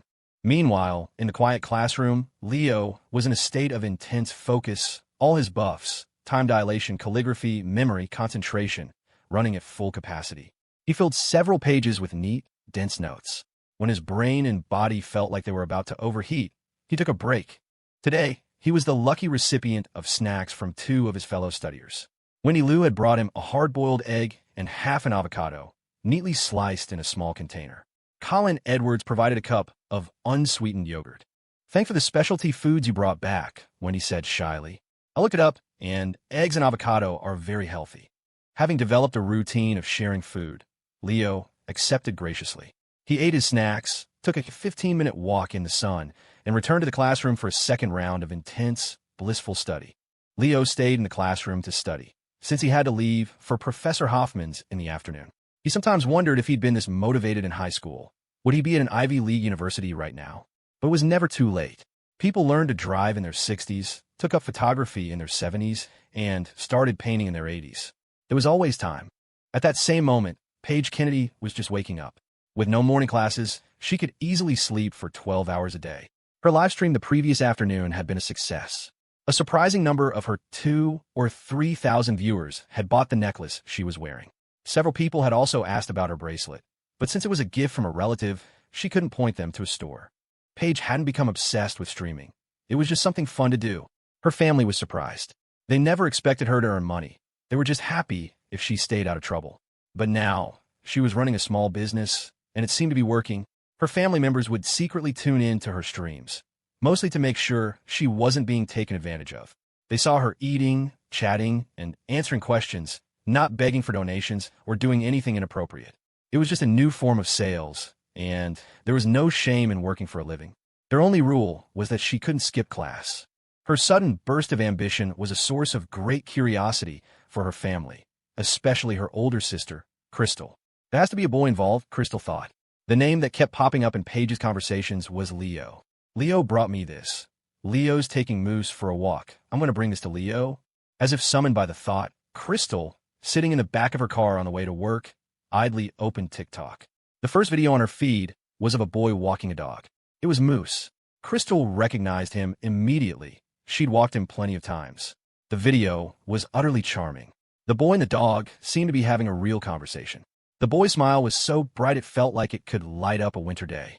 The shot of them waiting for sausage from a food truck was perfectly framed. The entire video made her smile. She clicked on the account and binge-watched the videos until her car arrived at the office.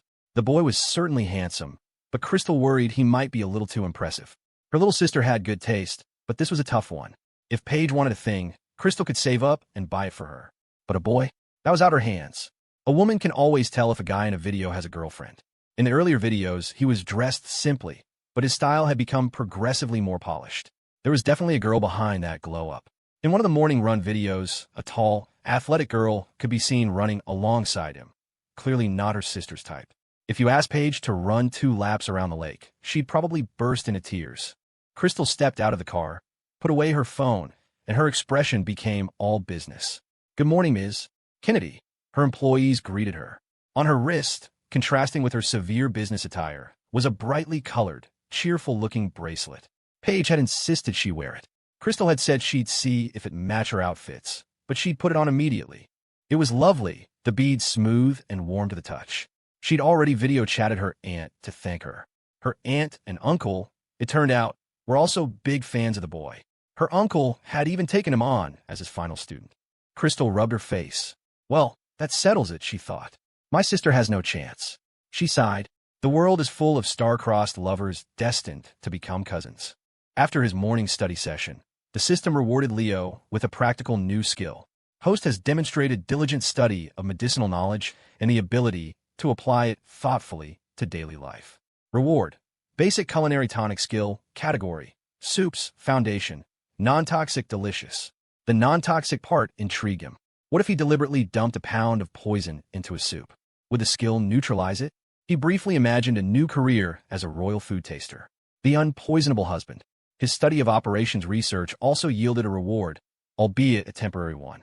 Buff, enhanced efficiency one day, suitable for multitasking.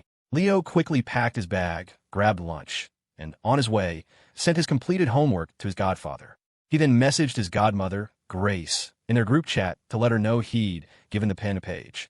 Grace replied, telling him she'd sent him some frost pears. "They have to be kept in the freezer," she wrote. "I sent a lot, so you can share them with your classmates and teachers.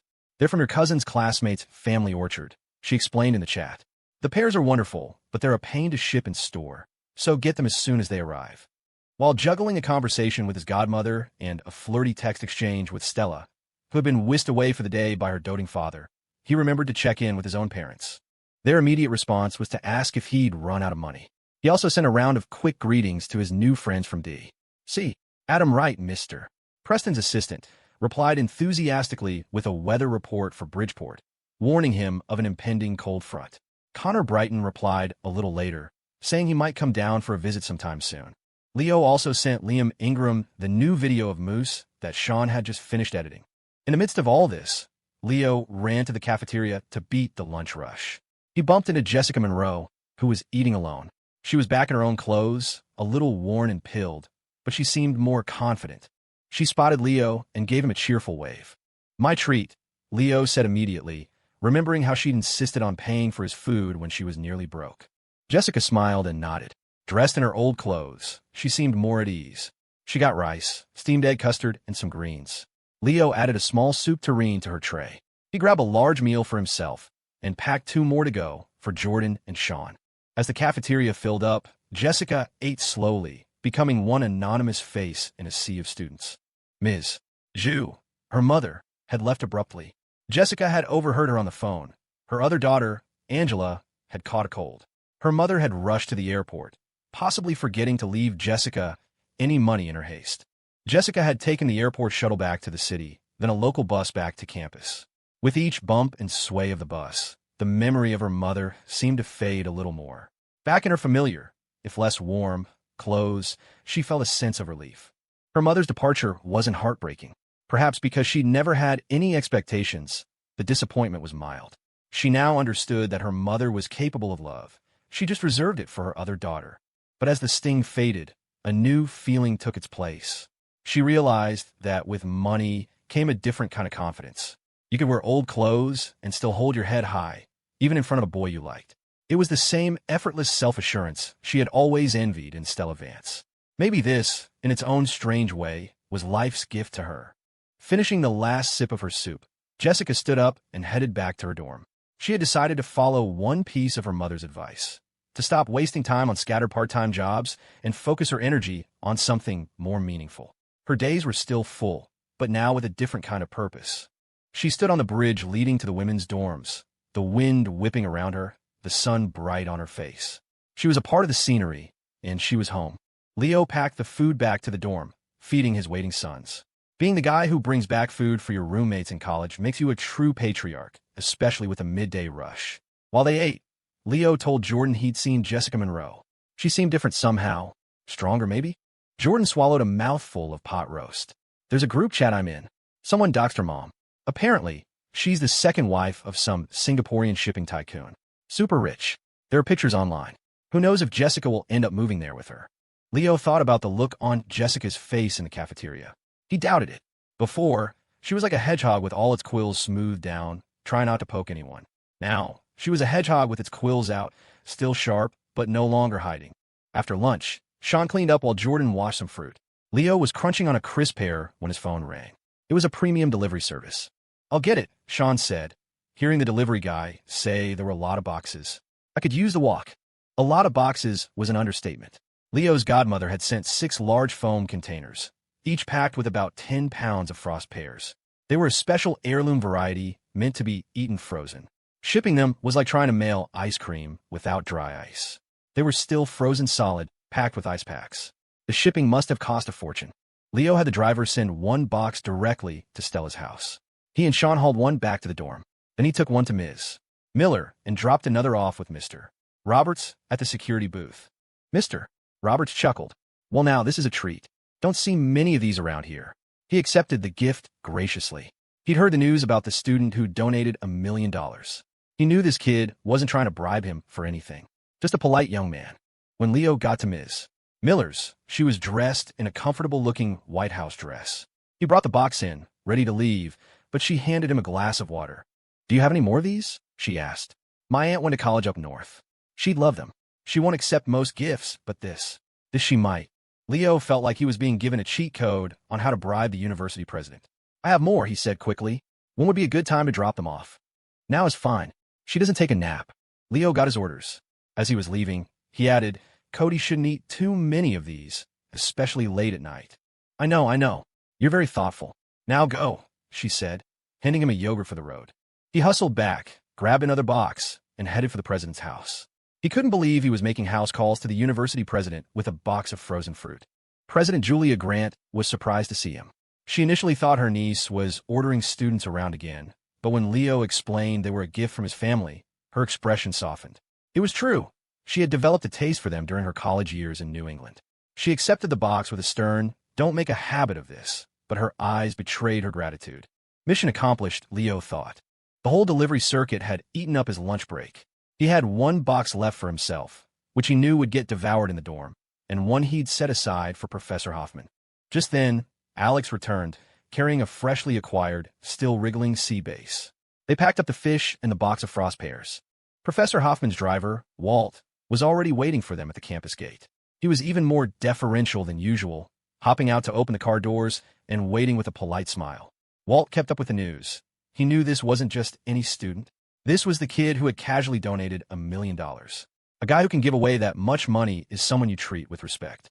Maybe, just maybe, some of that good fortune might rub off. Once in the car, Leo immediately fell asleep. Alex, on the other hand, was quietly nervous. He was about to meet a retired federal judge and one of the most respected professors on campus. He'd spent the last hour mentally reviewing everything he knew about them. He'd always approached things with a mix of strategic nonchalance and tactical precision. In his mind, this was just visiting a teacher with a friend. In practice, he had prepared a full dossier. He glanced over at Leo, who was sleeping soundly, completely unbothered. Alex shook his head with a small smile. The guy's composure was something else. Today, like many days before it, was another lesson in the masterclass of being Leo Foster.